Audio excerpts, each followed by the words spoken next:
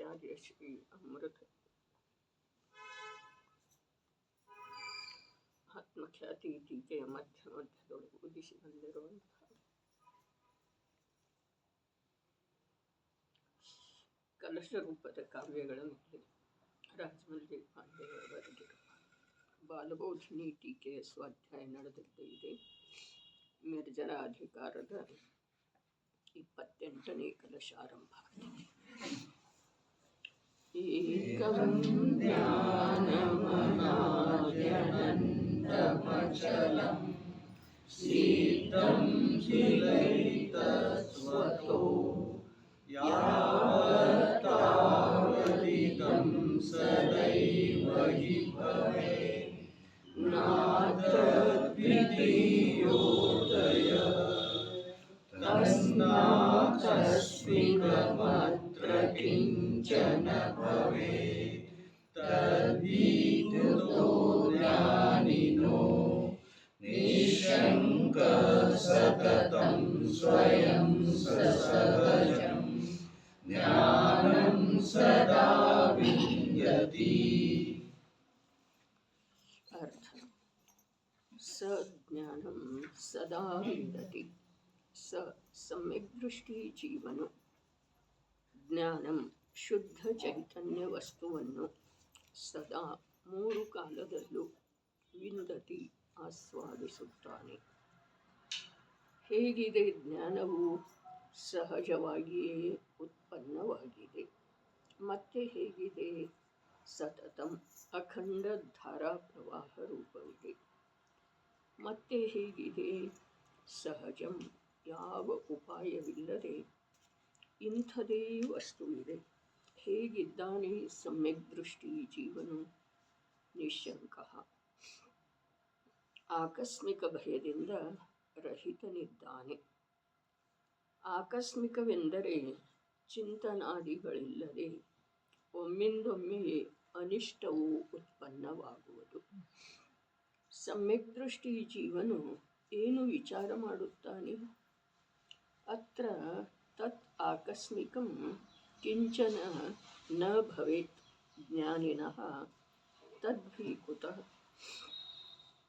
ಅತ್ರ ಶುದ್ಧ ಚೈತನ್ಯ ವಸ್ತುವಿನಲ್ಲಿ ತತ್ ಯಾವ ಲಕ್ಷಣವನ್ನು ಹೇಳಿದ್ದಾರೆಯೋ ಅದರಲ್ಲಿ ಹೀಗೆ ಆಕಸ್ಮಿಕಂ ಕ್ಷಣಮಾತ್ರದಲ್ಲಿ ಅನ್ಯ ವಸ್ತುವಿನಿಂದ ಅನ್ಯ ವಸ್ತುತನವು ಕಿಂಚನ ನ ಭವೇತ್ ಆಗುವಂಥದ್ದೇನೂ ಇಲ್ಲವೇ ಇಲ್ಲ. ಆ ಕಾರಣದಿಂದ ಜ್ಞಾನಿನಃ ಸಮ್ಯಕ್ ದೃಷ್ಟಿ ಜೀವನಿಗೆ ತದ್ಭಿ ಆಕಸ್ಮಿಕತೆಯ ಭಯವು ಕುತಃ ಎಲ್ಲಿಂದ ಆಗುವುದು ಎಂದರೆ ಆಗುವುದಿಲ್ಲ. ಯಾವ ಕಾರಣದಿಂದ? ಏತತ್ ಜ್ಞಾನಂ ಸ್ವತಃ ಯಾವತ್. ಏತತ್ ಜ್ಞಾನಂ ಶುದ್ಧ ಜೀವವಸ್ತುವು ಸ್ವತಃ ಯಾವತ್ ತಾನು ಸಹಜವಾಗಿ ಹೇಗಿದೆಯೋ ಎಷ್ಟಿದೆಯೋ ಇದಂ ತಾವತ್ ಸದಾ ಏವ ಭವೇತ್. ಇದಂ ಶುದ್ಧ ವಸ್ತು ಮಾತ್ರ. ತಾವತ್ ಹಾಗೇ ಇದೆ, ಅಷ್ಟೇ ಇದೆ.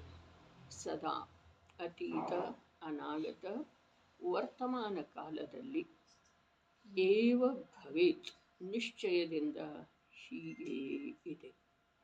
ಅತ್ರ ದ್ವಿತೀಯೋದಯಃ ನ. ಅತ್ರ ಶುದ್ಧ ವಸ್ತುವಿನಲ್ಲಿ ದ್ವಿತೀಯೋದಯಃ ಮತ್ತೊಂದರ ಹಾಗೆ ಸ್ವರೂಪವು ನ ಆಗುವುದಿಲ್ಲ.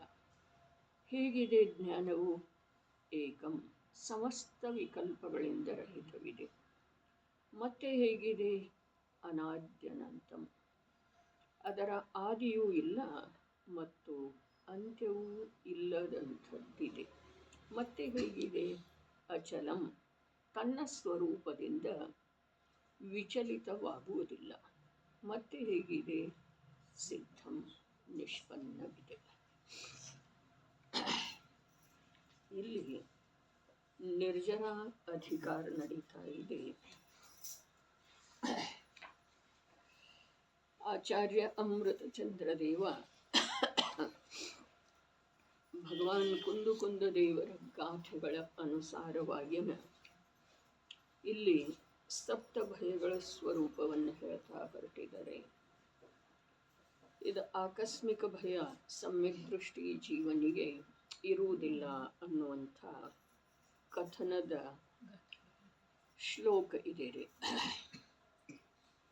ಮೊದಲು ಒಂದು ಶ್ಲೋಕದೊಳಗ ಇಹಲೋಕ ಭಯ ಪರಲೋಕ ಭಯ ಹೇಳಿದರು. ಅದರ ನಂತರ ವೇದನಾ ಭಯ ಹೇಳಿದರು. ಅದ ನಂತರ ಅಗುಪ್ತಿ ಭಯ, ಅರಕ್ಷಾ ಭಯ ಹೇಳಿ ಮರಣದ ಭಯ ಹೇಳಿದರು. ಈಗ ಇಲ್ಲಿ ಆಕಸ್ಮಿಕ ಭಯ ಇದೆ. ಸಮಸ್ತ ಸಂಸಾರಿ ಜೀವರುಗಳಿಗೆ ತನ್ನ ಸ್ವರೂಪದ ಪರಿಚಯ ಇಲ್ಲದೇ ಇರುವ ಕಾರಣ ಅನಾದಿ ಕಾಲದಿಂದ ದೇಹ ಬುದ್ಧಿ ಅಖಂಡವಾಗಿ ನಡೀತಾ ಇರುವುದರಿಂದ ದೇಹ ಬಿಟ್ಟು ಹೋದದರ ಅನುಭೂತಿ ಅನಂತ ಕಾಲದೊಳಗೆ ಇದ್ದ ಕಾರಣ, ಅನಂತ ಕಾಲದೊಳಗೆ ಇದೇನಲ್ಲ ಪರಿಚಿತನೇ ಇದೆ, ಹೊಸದೇನಿಲ್ಲ. ಆದ್ರೆ ಅನಂತ ಕಾಲದೊಳಗೆ ಅದೇ ನಡೆದದ್ದಿದೆ ಅಂಥೇಳಿ ನಿರ್ಭಯತೆಯನ್ನು ಬರಲಿಲ್ಲ. ದೇಹ ಬಿಟ್ಟು ಹೋಗುವ ಸಲುವಾಗಿ ಸಂಯೋಗಿ ಪದಾರ್ಥದೊಳಗೆ ಏನಾದರೂ ಆಗುವ ಸಲುವಾಗಿ ಭೋಗ ಸಾಮಗ್ರಿಗಳ ಅಥವಾ ತನ್ನೋ ಅಂಥೇಳಿ ಉಪಯೋಗಿ ಸಾಮಗ್ರಿಗಳನ್ನ ರಕ್ಷಣೆ ಮಾಡುವ ಸಲುವಾಗಿ ಇವೆಲ್ಲ ನಿರಂತರ ಈ ಜೀವದಲ್ಲಿ ವರ್ತಿಸ್ತಾನೆ ಇದ್ದಾವೆ. ಇವುಗಳನ್ನು ಒಂದೊಂದಾಗಿ ಬಿಡುವ ಮಾತಿಲ್ಲ. ಚರ್ಚೆ ಅಂತೂ ಒಂದೊಂದದ್ದು ಮಾಡಬೇಕಾಗ್ತಿದೆ. ಆದರೆ ಎಲ್ಲಿ ಮೂಲನ ಆತ್ಮಸ್ವರೂಪದ ಪರಿಚಯ ಮಾಡಿಕೊಳ್ಳುವಂಥ ಉದ್ಯಮ ಯಾವ ಜೀವರುಗಳು ಮಾಡಿದರೋ ಆ ಜೀವರುಗಳ ಈ ಸಪ್ತ ಭಯದಿಂದ ರಹಿತಾದರು. ಭೂಮಿಕೆಗೆ ಅನುಸಾರವಾಗಿ ಭಯ ವರ್ತಿಸ್ತಿದೆ, ಕಂಡು ಬರ್ತಿದೆ. 4ನೇ ಗುಣಸ್ಥಾನದೊಳಗೆ, 5ನೇ ಗುಣಸ್ಥಾನದೊಳಗೆ ಮತ್ತು 6ನೇ ಗುಣಸ್ಥಾನದೊಳಗೆ ಸಾಧಕ ದಶೆಯಲ್ಲಿ ಭಯ ಇರ್ತಿದೆ. ಇರೋದನ್ನೇ ಇಲ್ಲ, ಹೀಗೆ ಮಾತಿಲ್ಲ. ಆದರೆ ಮಿಥ್ಯಾತ್ವಕ್ಕೆ ಸಂಬಂಧಿಸಿದ, ವಿಪರೀತ ಮನ್ನಣೆಗೆ ಸಂಬಂಧಿಸಿದ, ಅನಂತ ಸಂಸಾರಕ್ಕೆ ಕಾರಣೀಭೂತವಾಗುವಂಥ ಭಯ ಇರುವುದಿಲ್ಲ. 4ನೇ ಗುಣಸ್ಥಾನಾವರ್ತಿಗೆ ಅಪ್ರತ್ಯಾಖ್ಯಾನಾವರಣ, ಪ್ರತ್ಯಾಖ್ಯಾನಾವರಣ ಮತ್ತು ಸಂಜ್ವಲನದ ಕಾರಣದಿಂದ ಭಯ ಇರ್ತಿದೆ. ಮತ್ತು ಆ ಭಯದಿಂದ ಅವ ಯಾವುಗಳ ಕುರಿತಾಗಿ ಭಯ ಪಡ್ತಾನೋ ಅವುಗಳ ರಕ್ಷಣೆಯ ಸಲುವಾಗಿ ಅಥವಾ ಅವುಗಳನ್ನು ಕಾಯ್ದುಕೊಳ್ಳುವ ಸಲುವಾಗಿ ಉಪಾಯವನ್ನು ಮಾಡ್ತಾನೆ. ಉದಾಹರಣಾರ್ಥವಾಗಿ ಮರಣ ಭಯ ಆಯಿತು. ಇಲ್ಲಿ ಈಗ ಆಕಸ್ಮಿಕ ಭಯ ನಡೆದಿದೆ. ಅಕಸ್ಮಾತ್ ಆಗಿ ಸಂಸಾರದೊಳಗೆ ಘಟನೆಗಳು ಸಂಭವಿಸ್ತವೆಯೋ ಅಥವಾ ಪೂರ್ವ ಸಂಕೇತದ ಮೇರೆಗೆ ಸಂಭವಿಸ್ತವೆ.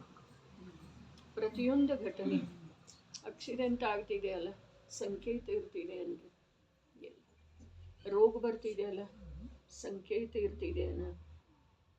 ಈಗೆಲ್ಲ ಅನೇಕ ಪ್ರಕಾರದಿಂದ ಕಂಡು ಹಿಡಿತಾ ಇದ್ದಾರೆ. ಲಕ್ಷಣೇನ, ಆ ಲಕ್ಷಣಗಳ ಕಾಣಿದ ಕೂಡಲೇ, ಇಂಥ ಲಕ್ಷಣಗಳ ಕಂಡ ಕೂಡಲೇ ನೀವು ತಪಾಸಣೆ ಮಾಡಿರಿ, ಹಾಗೆ ಮಾಡಿರಿ, ಹೀಗೆ ಮಾಡಿರಿ ಎಲ್ಲ. ಆದರೆ ಆ ಲಕ್ಷಣಗಳ ಯಾವ ವೇಳೆದೊಳಗೆ ತಮ್ಮಲ್ಲೇ ಕಂಡು ಬರ್ತಾವಲ್ಲ, ಆ ವೇಳೆದೊಳಗೆ ಆ ಪ್ರಕಾರದ ವಿವೇಕ ಕಾರ್ಯ ಮಾಡುವುದಿಲ್ಲ.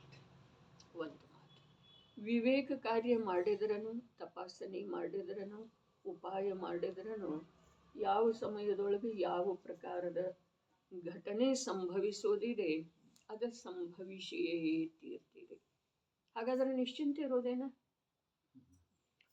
ಏನೂ ಮಾಡೋದಿಲ್ಲೇನ? ಅರೆ, ಮಾಡೋದು ಇಲ್ಲ ಅಂಥೇಳಿ ವ್ರತ ಕೊಟ್ರೂ ಯಾರೂ ಕೇಳೋದು ಸಾಧ್ಯ ಇಲ್ಲ. ಯಾರೂ ಕೇಳೋದು ಸಾಧ್ಯ ಇಲ್ಲ. ಯಾಕೆ ಅಂತಂದ್ರೆ ಆ ಪ್ರಕಾರದ ಅಧೀರತೆ ಜೀವನಿಗೆ ಅನಾದಿಯಿಂದ ಮೈಗೂಡುತ್ತೆ ಇದೆ. ಯಾವಾಗ ಪ್ರತ್ಯಕ್ಷ ಸ್ವಭಾವದಲ್ಲೇನ ಸ್ಥಿರ ಆಗಿ ಹೋಗ್ತಾನೋ ಆವಾಗನ ಅದು ಸಾಧ್ಯ ಇದೆ. ಅರ್ಥಾತ್ 7ನೇ ಗುಣಸ್ಥಾನದೊಳಗನ ಏನೂ ಮಾಡೋದಿಲ್ಲ, ಇದು ಸಾಧ್ಯ ಇದೆ. ಮುನಿರಾಜರ 6ನೇ ಗುಣಸ್ಥಾನದೊಳಗೆ ಬಂದಿರೋ ವೇಳೆದೊಳಗ ಕೆಳಗಿಂದಂತೂ ಹೇಳಿತು, ಗೃಹಸ್ಥಾವಸ್ಥೆಯಲ್ಲಿರ್ತಾನೆ 4ನೇ ಮತ್ತು 5ನೇ. ತಿರಿಯಂಚ ಪಶು ಇದ್ರೂ ಅದು ಪ್ರಾಣ ಭಯ ಕಂಡು ಕೂಡಲೇ ಓಡಿ ಹೋಗ್ತಿದೆ, ಅವಿತುಕೊಳ್ಳುತ್ತಿದೆ, ಎಲ್ಲ ಮಾಡ್ತಿದ್ದೀರಿ. ಸಂಜ್ಞೆ ಪಂಚೇಂದ್ರಿಯ ಸಮ್ಯಕ್ ದೃಷ್ಟಿ. 4ನೇ 5ನೇ ಗುಣಸ್ಥಾನದಂತೂ ಮಾತಾಯಿತು. 6ನೇ ಗುಣಸ್ಥಾನದೊಳಗ ಮನುಷ್ಯನ ಇರ್ತಾನೆ, ಮಹಾಮುನಿನ ಇರ್ತಾನ್ರಿ. ತಿರಿಯಂಚಗಳು ಇರುವುದಿಲ್ಲ 6ನೇ ಗುಣಸ್ಥಾನದೊಳಗ.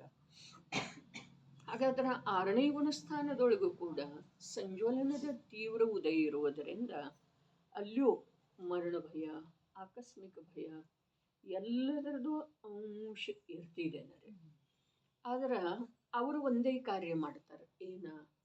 ಅವರು ಸ್ವರೂಪದೊಳಗೆ ಹೊರಟು ಹೋಗುವಂಥ ಪುರುಷಾರ್ಥ ಮಾಡ್ತಾರೆ, ಹೊರಗಡೆ ಪಲಾಯನ ಮಾಡುವಂಥ ಪುರುಷಾರ್ಥ ಮಾಡೋದಿಲ್ಲ. ಸಿಂಹ ಬರ್ತಾ ಇರ್ತಿದೆ, 6ನೇ ಗುಣಸ್ಥಾನದೊಳಗೆ ಬಂದಿದ್ದಾರೆ ಮುನಿಗಳ ಎದುರಿಗೆ. ಅವನು ಖಡ್ಗ ಧಾರಣ ಮಾಡಿ ಸಾಯಿಸಲಿಕ್ಕೆ ಬರ್ತಾ ಇದ್ದಾನೆ. ನೀನೇ ಅನಿಷ್ಟ, ನಿನ್ನ ದರ್ಶನ ಆಗುವುದರಿಂದ ನನಗೆ ಇವತ್ತು ಒಂದೂ ಬೇಟೆ ಸಿಗಲಿಲ್ಲ ಅಂಥೇಳಿ ದೊರೆ ಅವನ ಮೇಲೆ ಪ್ರಹಾರ ಮಾಡಲಿಕ್ಕೆ ಗರ್ಜನೆ ಮಾಡ್ತಾ ಬರ್ತಾ ಇರ್ತಾನೆ, ಕಠೋರ ಶಬ್ದಗಳನ್ನು ಉಚ್ಚರಿಸ್ತಾ. ಆವಾಗ ಮುನಿರಾಜರೇನ ಅವನನ್ನು ಸಮಾಧಾನ ಮಾಡುವ ಕಾರ್ಯ ಮಾಡ್ತಾರೋ, ಅಲ್ಲಿಂದ ಓಡಿ ಹೋಗುವ ಕಾರ್ಯ ಮಾಡ್ತಾರೋ, ಏನು ಮಾಡ್ತಾರೆ? ಅವರ ಸ್ವಭಾವದೊಳಗೆ ಹೊರಟು. ಆ ಸ್ವಭಾವ ಎಂಥದ್ದಿದೆ? ಇಲ್ಲಿ ಆಕಸ್ಮಿಕ ಭಯ ಹೇಳುವ ವೇಳೆದೊಳಗೆ ಸ್ವಭಾವ ಎಂಥದ್ದಿದೆ? ಆ ಶುದ್ಧ ಚೈತನ್ಯ ಸ್ವಭಾವ ಹೇಗಿದೆಯೋ ಹಾಗೆ ಇದೆ ಅಂತ ಹೇಳಿದ್ರು. ವಿಶೇಷ ಮಾತು ಒಂದೊಂದು ಭಯಕ್ಕೆ ಸಂಬಂಧಿಸಿದ ಹಾಗೆ ಒಂದೊಂದು ಪ್ರಕಾರದ ವಿಲಕ್ಷಣವಾದಂಥ ಕಥನ ಚರ್ಚೆ ಜ್ಞಾನಿ ಗುರುಗಳು ಮಾಡಿದ್ದಾರೆ. ಇಲ್ಲಿ ಯಾವ ತನ್ನ ಸ್ವರೂಪ ಇದೆಯಲ್ಲ, ಶುದ್ಧ ಚೈತನ್ಯ ಮಾತ್ರ ಸ್ವರೂಪ ಇದೆಯಲ್ಲ, ಜ್ಞಾನ ಮಾತ್ರ ಸ್ವರೂಪ ಇದೆಯಲ್ಲ, ಅದರೊಳಗೆ ಯಾವ ಪ್ರಕಾರದ ನ್ಯೂನತೆ ಯಾವುದೇ ಕಾರಣದಿಂದ ಬರುವುದಿಲ್ಲ.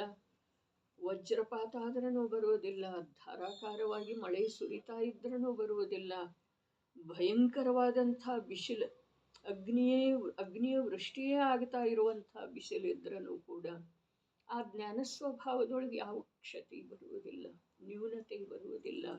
ಇದ್ದಕ್ಕಿದ್ದ ಹಾಗೆ ಬಿಸಿಲ ಮಳೆ ಜೋರಾದ ನಂತರ ಅಲ್ಲೇನಾದರೂ ಅನಾಹುತ ಆಗ್ತಿದೆ ಜ್ಞಾನ ಸ್ವಭಾವದೊಳಗೆ. ಹೀಗಿಲ್ಲ. ಆಕಸ್ಮಿಕ ಭಯದ ನಿವಾರಣೆ ಯಾವ ರೀತಿ ಮಾಡುವ ಸಲುವಾಗಿ ಹೇಳಿದರು? ವಿಚಾರ ಸಮ್ಯಕ್ ದೃಷ್ಟಿ ಜೀವ ಈ ಆಕಸ್ಮಿಕ ಭಯಕ್ಕೆ ಸಂಬಂಧಿಸಿದ ಹಾಗೆ ಯಾವ ರೀತಿಯ ವಿಚಾರ ಮಾಡ್ತಾನೆ? ಅರೆ 4ನೇ 5ನೇ ಗುಣಸ್ಥಾನದಲ್ಲಿರುವಂಥ ಗೃಹಸ್ಥ ಜೀವ, ತಿರಿಯಂಚ ಜೀವ, ನಾರಕಿ ಜೀವ, ದೇವಗತಿಯ ಜೀವ. 4ನೇ ಗುಣಸ್ಥಾನದಲ್ಲಂತೂ ಎಲ್ಲರೂ ಅದರ್ರೆ. 4 ಗತಿಯ ಜೀವಗಳ 4ನೇ ಗುಣಸ್ಥಾನದೊಳಗೆ ಸಂಖ್ಯೆಯೊಳಗಿದ್ದಾರೆ. ಅವರ ಆ ಯಾವ ಆಕಸ್ಮಿಕ ಭಯ ಉತ್ಪನ್ನ ಆಗ್ತಿದೆ ಆ ವೇಳೆದೊಳಗೆ ಮೊಟ್ಟ ಮೊದಲಂತೂ ಅವರ ಜ್ಞಾನ, ವರ್ತಮಾನದ ಪ್ರಗಟ ಜ್ಞಾನ ಯಾವ ಸ್ವಭಾವ ಇದೆಯೋ, ಅದರ ಸಾಮರ್ಥ್ಯ ಎಷ್ಟಿದೆಯೋ, ಅದರದ ಯಾವೊಂದು ಇತಿಮಿತಿ ಅಂದರೆ ಅಥವಾ ಅಪರಿಮಿತತೆ ಎಷ್ಟಿದೆಯೋ ಅದನ್ನು ಮೊದಲ ಲಕ್ಷ್ಯದೊಳಗೆ ತಗೊಳ್ತಾರೆ. ಅವರ ಜ್ಞಾನದ ಭೂಮಿಕೆಯೊಳಗ ನ್ಯೂನಾಧಿಕ ಆಗದೇ ಇರುವಂಥ ಯಾವ ಸ್ವಭಾವ ಇದೆಯಲ್ಲ, ನಿಜ ಸ್ವಭಾವ, ಆ ನಿಜ ಸ್ವಭಾವವನ್ನು ಮೊದಲ ಲಕ್ಷ್ಯದೊಳಗೆ ತಗೊಳ್ತಾರೆ. ಲಕ್ಷ್ಯದೊಳಗೆ ತಗೊಳ್ತಾರೆ ಅನ್ನೋ ಮಾತೆಲ್ಲ ಅವರ ಜ್ಞಾನದ ಭೂಮಿಕೆಯೊಳಗೆ ಮೊದಲ ದ್ರವ್ಯ ಬಂದು ಬಿಡ್ತಿದೆ. ಅರೆ ಸಮಯ ಸಾರ ಸಂಪದ ಇಂದಿಗೆ ವರ್ಷ ಪೂರ್ವದೊಳಗೆ 5ನೇ ಭಾಗ ಏನು ಬಂತು, ಅಲ್ಲಿ ಹಾಸನದೊಳಗೆ ವಾಚನೆ ನಡೆದಿತ್ತು, ಅಲ್ಲಿ ಬಂದದ್ದಿತ್ತು ಚರ್ಚೆ. ರಾಗ ಬರ್ತಾ ಇದೆ ಅಂಥೇಳಿ ಜ್ಞಾನಕ್ಕೆ ತಿಳಿದು ಕೂಡಲೇ ಆ ಜ್ಞಾನದ ಎದುರಿಗೆ ಶುದ್ಧ ದ್ರವ್ಯ ಬಂದು ಬಿಡ್ತಿದೆ ಅಂತ. ಈಗ ಸಮ್ಯಕ್ ದರ್ಶನದ ಮಹಿಮಾ ಇದೆ ರೀ. ಮೊಟ್ಟ ಮೊದಲಿಗೆ ಆ ದ್ರವ್ಯ ಬಂದು ಬಿಡ್ತಿದೆ. ಯಾವ ಪ್ರಕಾರ ಸಂಸಾರಿ ಜೀವನಿಗೆ ಕೂಡ ಸಂಪೂರ್ಣ ವಿಶ್ವಾಸ ಯಾವ ಪದಾರ್ಥದ ಮೇಲೆ ಇದೆಯಲ್ಲ, ಯಾವುದಾದ್ರೂ ಭಯ ಕಂಡಲ್ಲಿ ಆ ಪದಾರ್ಥ ಮೊದಲ ಲಕ್ಷ್ಯದೊಳಗೆ ಬರ್ತಿದೆ. ತನ್ನ ಸುಖದ ಕಾರಣ ಧನ ಅಂಥೇಳಿ ಇತ್ತು ಅಂತಂದ್ರೆ ಏನಾದರೂ ಆ ಕಡೆ ಈ ಕಡೆ ಸದ್ದಾಯಿತು, ಕಳ್ಳರ್ದ ಏನಾದರೂ ಭಯ ಇತ್ತು ಅಂತಂದ್ರೆ ಏನಾಗ್ತಿದೆ? ಮೊದಲ ಲಕ್ಷ್ಯ ಆ ಧನದ ಕಡೆ ಹೋಗ್ತಿದೆ. ಅಥವಾ ತನ್ನ ರಕ್ಷಕರ ತನಗೆ ಪ್ರಾಣಕ್ಕೆ ಪ್ರಾಣ ಕೊಡುವಂಥ ಪತಿ ಪಿತ ಅಥವಾ ಪುತ್ರ ಯಾರು ಇದಾರಲ್ಲ ಅವ್ರ ಕಡೆಗೆ ಮೊದಲು ಲಕ್ಷ್ಯ ಹೋಗ್ತಿದೆ. ತನಗೇನಾದರೂ ಶರೀರದೊಳಗೆ ವೇದನೆ ಆಯಿತು ಅಂತಂದ್ರೆ ಮೊದಲು ಗಮನಕ್ಕೆ ಯಾರು ಬರ್ತಾರೋ, ನನ್ನ ರಕ್ಷಕರು ಯಾರಿದ್ದಾರೋ ಅಂಥ ಪತಿ ಪಿತ ಅಥವಾ ಪುತ್ರ ಅವರ ಕಡೆಗೆ ಲಕ್ಷ್ಯ ಹೋಗ್ತಿದೆ. ಅದೇ ಪ್ರಕಾರ ತನ್ನ ರಕ್ಷಕ ತನ್ನಲ್ಲಿ ಯಾವುದೇ ಪ್ರಕಾರದ ಅಕಸ್ಮಾತ್ ಆಗಿ ಬಿದ್ದು ಹೋಗೋದ, ಚೆಲ್ಲಿ ಹೋಗೋದ ಸಂಭವನೆ ಇಲ್ಲ ಅಂಥ ಯಾವ ಜ್ಞಾನ ಸ್ವಭಾವ ಇದೆ, ಆ ಜ್ಞಾನ ಸ್ವಭಾವದ ಕಡೆಗೆ ಮೊದಲು ಅವ್ರದ್ದು ಲಕ್ಷ್ಯ ಹೋಗ್ತಿದೆ ಅಂದರೆ, ಅಥವಾ ಅವರ ಲಕ್ಷ್ಯದೊಳಗೆ ಅದು ತಾನಾಗೆ ಬಂದು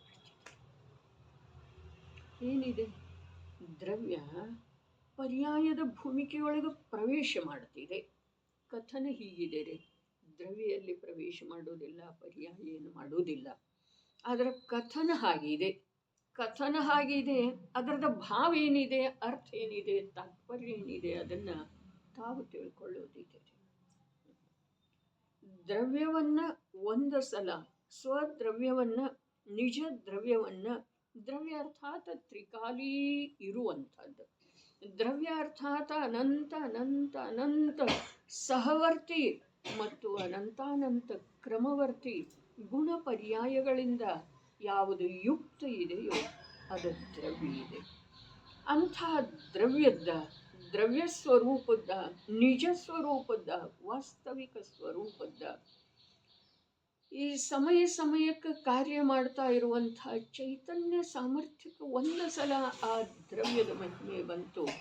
ಮಹಿಮೆ ಬರೋದನ್ರಿ ಅಥವಾ ಅದರ ವಾಸ್ತವಿಕ ಸ್ವರೂಪ ತಿಳಿದು ಬಂತು ಅಂತಂದ್ರೆ, ಆ ತಿಳಿದು ಬಂದಿರುವಂಥ ವರ್ತಮಾನ ಚೈತನ್ಯ ಸಾಮರ್ಥ್ಯ ಇದೆಯಲ್ಲ, ಆ ಚೈತನ್ಯ ಸಾಮರ್ಥ್ಯ ಅದರ ಕಡೆಗಿನ ಉದ್ಯಮವನ್ನು ಆರಂಭ ಮಾಡ್ತಿದೆ.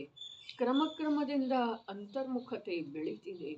ಆ ಅಂತರ್ಮುಖತೆಯ ಪ್ರಭಾವದಿಂದ ಅಥವಾ ಪರಿಪೂರ್ಣ ಅಂತರ್ಮುಖ ಆಗುವುದರಲ್ಲಿ ಯಾವ ಪರ್ಯಾಯ ಕೊನೆಯದು ಚರ್ಮಶೀಮೆದ್ದು ಇದೆಯಲ್ಲ, ಅದರದ ವ್ಯಯ ಆಗ್ತಾ ಇದ್ದ ಹಾಗೆ ಅತೀಂದ್ರಿಯ ಆನಂದ ಸ್ವರೂಪವಿರುವಂಥ, ತ್ರಿಕಾಲಿ ಧ್ರುವ ಸ್ವರೂಪವಿರುವಂಥ, ಯಾವುದರಿಂದನೂ ಯಾವ ಕಾಲದೊಳಗನೂ ಬಾಧೆಗೆ ಒಳಗಾಗದೇ ಇರುವಂಥ ಯಾವ ಸ್ವರೂಪ ಇದೆಯೋ ಆ ನಿಜ ಸ್ವರೂಪದ ಸ್ಪಷ್ಟ ಪ್ರತ್ಯಕ್ಷ ಅನುಭವವಾಗಿದೆ. ಒಂದು ಸಲ ಸರ್ವ ಗುಣಗಳ ಪರ್ಯಾಯದೊಳಗ ಆ ಸಮಸ್ತ ಅನಂತ ಗುಣಗಳ ಅಭೇದ ಪಿಂಡನಾದಂಥ ಆತ್ಮನ ನಿಜ ದ್ರವ್ಯದ ನಿಜ ವಸ್ತುವಿನ ತನ್ನ ಅನುಭವ ಆದ ನಂತರ ಅವನಿಗೆ ವಿಶ್ವದ ಯಾವ ಪದಾರ್ಥದ ಕಡೆಗೆ ತನ್ನ ರಕ್ಷಣೆಯ ಸಲುವಾಗಿ, ತನ್ನ ಜೀವನದ ಸಲುವಾಗಿ, ತನ್ನ ಸುಖ ದುಃಖದ ಸಲುವಾಗಿ, ತನ್ನ ಲಾಭ ಹಾನಿಯ ಸಲುವಾಗಿ ಯಾವ ಪದಾರ್ಥದ ಕಡೆಗೆ ನೋಡುವಂಥ ನ್ಯೂನತೆ ಅವನ ಪರ್ಯಾಯ ಸ್ವಭಾವದೊಳಗೆ ಉಳಿಯುವುದಿಲ್ಲ. ಅವನ ಪರ್ಯಾಯದ ಪರಂಪರೆನ ಇಂಥದ್ದು ನಿರ್ಮಾಣ ಆಗ್ತಿದೆಯಲ್ಲ, ಅದು ತಪ್ಪಿ ಕೂಡ ಅರೆ ತನ್ನ ದುರ್ಬಲತೆಯಿಂದ ಪರದೊಳಗೆ ಪ್ರವೃತ್ತಿ ಮಾಡಲದ, ಅದರ ಪರದೊಳಗ ತನ್ನದು ಅನ್ನುವ ಸುಖದ ಸಾಗರ ಅನ್ನುವಂಥ, ಸುಖದ ಸ್ಥಾನ ಅನ್ನುವಂಥ, ರಕ್ಷಣೆ ಆಗ್ತಿದೆ ಅನ್ನುವಂಥ ಅಭಿಪ್ರಾಯ ಯಾವೊಂದೂ ಪರ್ಯಾಯದೊಳಗೆ ಉತ್ಪನ್ನನ ಆಗೋದಿಲ್ಲ, ಮೂಡಿನ ಬರೋದಿಲ್ಲ. ಅಂಥ ರೂಪೆಲ್ಲ ಹೊರಟು ಹೋಗ್ತಿದ್ದೀರಿ. ಯಾರ್ದ? ಸಮಸ್ತ ಪರ್ಯಾಯ ಸಮೂಹದ್ದು. ಇನ್ನು ಇದು ಪರ್ಯಾಯದ ಮಾತಾಯಿತು. ಅಂಥ ಒಂದು ಯಾವ ಪರ್ಯಾಯ ಸಮೂಹದ್ದೆಲ್ಲ ನಿರ್ಣಯ ಮಾಡಿಸುವಂಥ ಒಂದು ಅದ್ಭುತ ಪರ್ಯಾಯ ಬಂದಿತ್ತಲ್ಲ, ಆ ಪರ್ಯಾಯದಿಂದ ಆ ಧ್ರುವದ್ರವ್ಯ ಕೂಡ ಇಷ್ಟು ಪ್ರಸನ್ನ ಆಗ್ತಿದೆ. ಎಷ್ಟು ಪ್ರಸನ್ನ ಆಗ್ತಿದೆ ಅಂತಂದ್ರೆ, ಅದ ಪ್ರತಿಯೊಂದು ಪರ್ಯಾಯವನ್ನು ಸಂರಕ್ಷಣೆ ಮಾಡುವ, ಆಧಾರ ನೀಡುವ ಏನು ಮಾಡ್ತಿದೆಯಪ್ಪ ಅಂತಂದ್ರೆ ಪ್ರತಿಜ್ಞೆ ಮಾಡ್ತಿದೆ.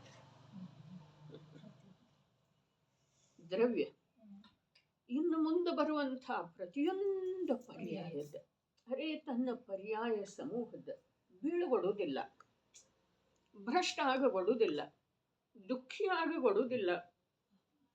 ಪ್ರತಿಜ್ಞೆ ಮಾಡ್ತಿದ್ದೀರಿ. ಅದ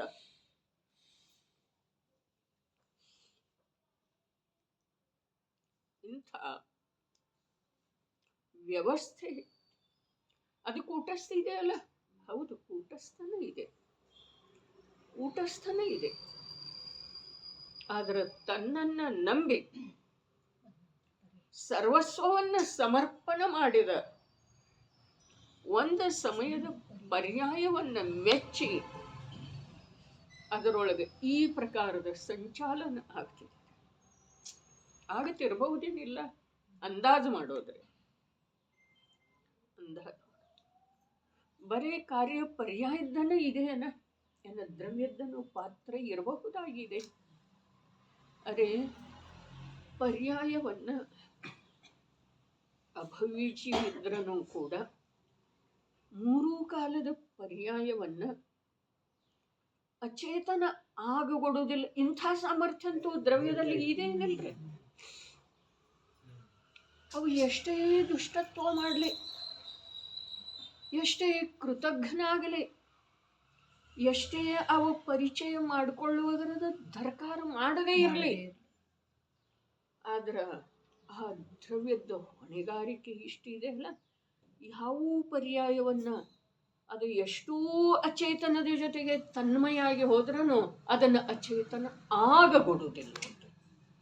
ಇದು ಯಾರ್ದ ಸಾಮರ್ಥ್ಯ? ಪರ್ಯಾಯದ ದ್ರವ್ಯ. ಅರೆ ಇಂಥ ನೈಸರ್ಗಿಕವಾದಂಥ ವಸ್ತು ವ್ಯವಸ್ಥೆ ಇರುವೆಳೆದೊಳಗ ಇನ್ನೊಂದರಿಂದ ಏನೂ ಆಗೋ ಸಾಧ್ಯ ಇಲ್ಲ. ಈಗ ನಮಗೆ ಆ ವಸ್ತುವಿನ ಕುರಿತು ಯಾವುದರ ಮೇಲೆಲ್ಲ ನಾವು ವಿಶ್ವಾಸ ಮಾಡ್ತಾ ಇದ್ದೇವಲ್ಲ, ಆ ವಸ್ತುಗಳ ಕುರಿತು ನಿರಾಶೆ ಆಗುವ ಮಾತಿಲ್ಲ, ಅಭಿಮಾನ ಪಟ್ಟುಕೊಳ್ಳುವ ಮಾತಿದೆ.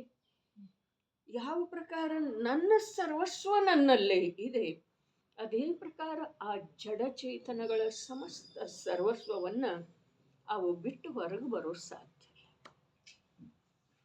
ಅವುಗಳದ್ದು ಸರ್ವಸ್ವ ದ್ರವ್ಯ ಪರ್ಯಾಯದೊಳಗ ಅಭೇದತೆ ಇದೆ. ಪರ್ಯಾಯವನ್ನ ದ್ರವ್ಯ ಸಂರಕ್ಷಣೆ ಮಾಡುತ್ತಿದೆ, ಪರ್ಯಾಯ ದ್ರವ್ಯದ ಆಶ್ರಯವನ್ನು ಬಿಟ್ಟುಕೊಡುವುದಿಲ್ಲ. ನಾಲ್ಕು ದ್ರವ್ಯದಂತೂ ಸ್ವರೂಪ ಹೀಗೆ ಇದೆ. ಅರೆ ಜೈನ ದರ್ಶನದೊಳಗ ಈ ದ್ರವ್ಯ ಪರ್ಯಾಯ ನಿತ್ಯತೆ ಅನಿತ್ಯತೆ, ಶುದ್ಧತೆ ಅಶುದ್ಧತೆಗಳದ್ದ ಚರ್ಚೆ ಎಷ್ಟು ಇದೆಪ್ಪ ಅಂತಂದ್ರೆ, ಅದರ ಚರ್ಚೆಯನ್ನ 33 ಸಾಗರೋಪಮ ಕಾಲದವರೆಗೆ ಮಾಡಿದರನೂ ಕೂಡ ಅದರ ಮಹಿಮೆ ಕಮ್ಮಿ ಆಗೋದಿಲ್ರಿ. ಆ ಚರ್ಚೆಯಿಂದ ವಸ್ತುವಿನೊಳಗೆ ಎಷ್ಟು ಮಹಿಮೆ ಇದೆ, ಆ ಮಹಿಮೆಯನ್ನ ಹೇಳ್ತಾ ಹೋದ್ರ ಆ ಮಹಿಮೆ ಕಮ್ಮಿ ಆಗೋದಿಲ್ಲ. ಕೇಳ್ತಾ ಹೇಳ್ತಾ ಹೋದ್ರ ಆ ಹೇಳುವಂಥವನಿಗೆ ಬೇಸರ ಅಥವಾ ಆಯಾಸ ಅಥವಾ ದುಃಖ ಅಥವಾ ಆಕುಲತೆ ಅಥವಾ ಭಾರ ಆಗೋದು ಸಾಧ್ಯ ಇಲ್ಲ. ಇಡೀ ವಿಶ್ವದೊಳಗೆ ಯಾವ 6 ಜಾತಿಯ ಅನಂತ ದ್ರವ್ಯಗಳಿದ್ದಾವೆ, ಪ್ರತಿಯೊಂದು ದ್ರವ್ಯ ತನ್ನ ಪರ್ಯಾಯದ ಸಂರಕ್ಷಣೆಯನ್ನು ಮಾಡ್ತಿದೆ. ಧರ್ಮದ್ರವ್ಯ ತನ್ನ ಪರ್ಯಾಯದ ಸಂರಕ್ಷಣೆ ಮಾಡದಿದ್ದರೆ ಆ ಪರ್ಯಾಯ ತನ್ನ ಯೋಗ್ಯ ಕಾರ್ಯ ಯಾವಾಗ ಮಾಡೋ ಸಾಧ್ಯ ಇದೆ ಹೇಳ್ರಿ? ಅದರ ಯೋಗ್ಯ ಕಾರ್ಯ ಯಾವುದ? ಸ್ವಯಂ ಗಮನ ಮಾಡ್ತಾ ಇರುವಂಥ ಜೀವ ಮತ್ತು ಪುದ್ಗಲಗಳಿಗೆ ಆ ಗಮನದ ಕಾರ್ಯದಲ್ಲಿ ನಿಮಿತ್ತ. ಹೋಗ್ಲಿ ಕಾಲದ್ರವ್ಯ, ನಾವೇನೀಗ ಗಮನ ಮಾಡ್ತಾ ಇಲ್ಲ, ಅರೆ ನೀ ಮಾಡ್ತಾ ಇಲ್ಲಪ್ಪ, ಲೋಕದೊಳಗೆ ಅನಂತ ಜಡ ಚೈತನ್ಯಗಳ ಮಾಡ್ತಾ ಇದ್ದಾರೆ. ಹೋಗ್ಲಿ ಕಾಲದ್ರವ್ಯ, ಅನಂತ ಅನಂತ ಅನಂತ ಏನು ದ್ರವ್ಯರಾಶಿ ಇದೆ, ಪ್ರತಿಯೊಂದು ದ್ರವ್ಯದ ಪರಿಣಮನದ ಸಲುವಾಗಿ ಪರಿಣಮನ ಸ್ವಯಂ ಮಾಡ್ತಿದೆ ಪ್ರತಿಯೊಂದು ದ್ರವ್ಯ. ಆದ್ರೆ ಅದರಲ್ಲಿ ನಿಮಿತ್ತ ಯಾವುದಿದೆ ನೋಡ್ರಿ?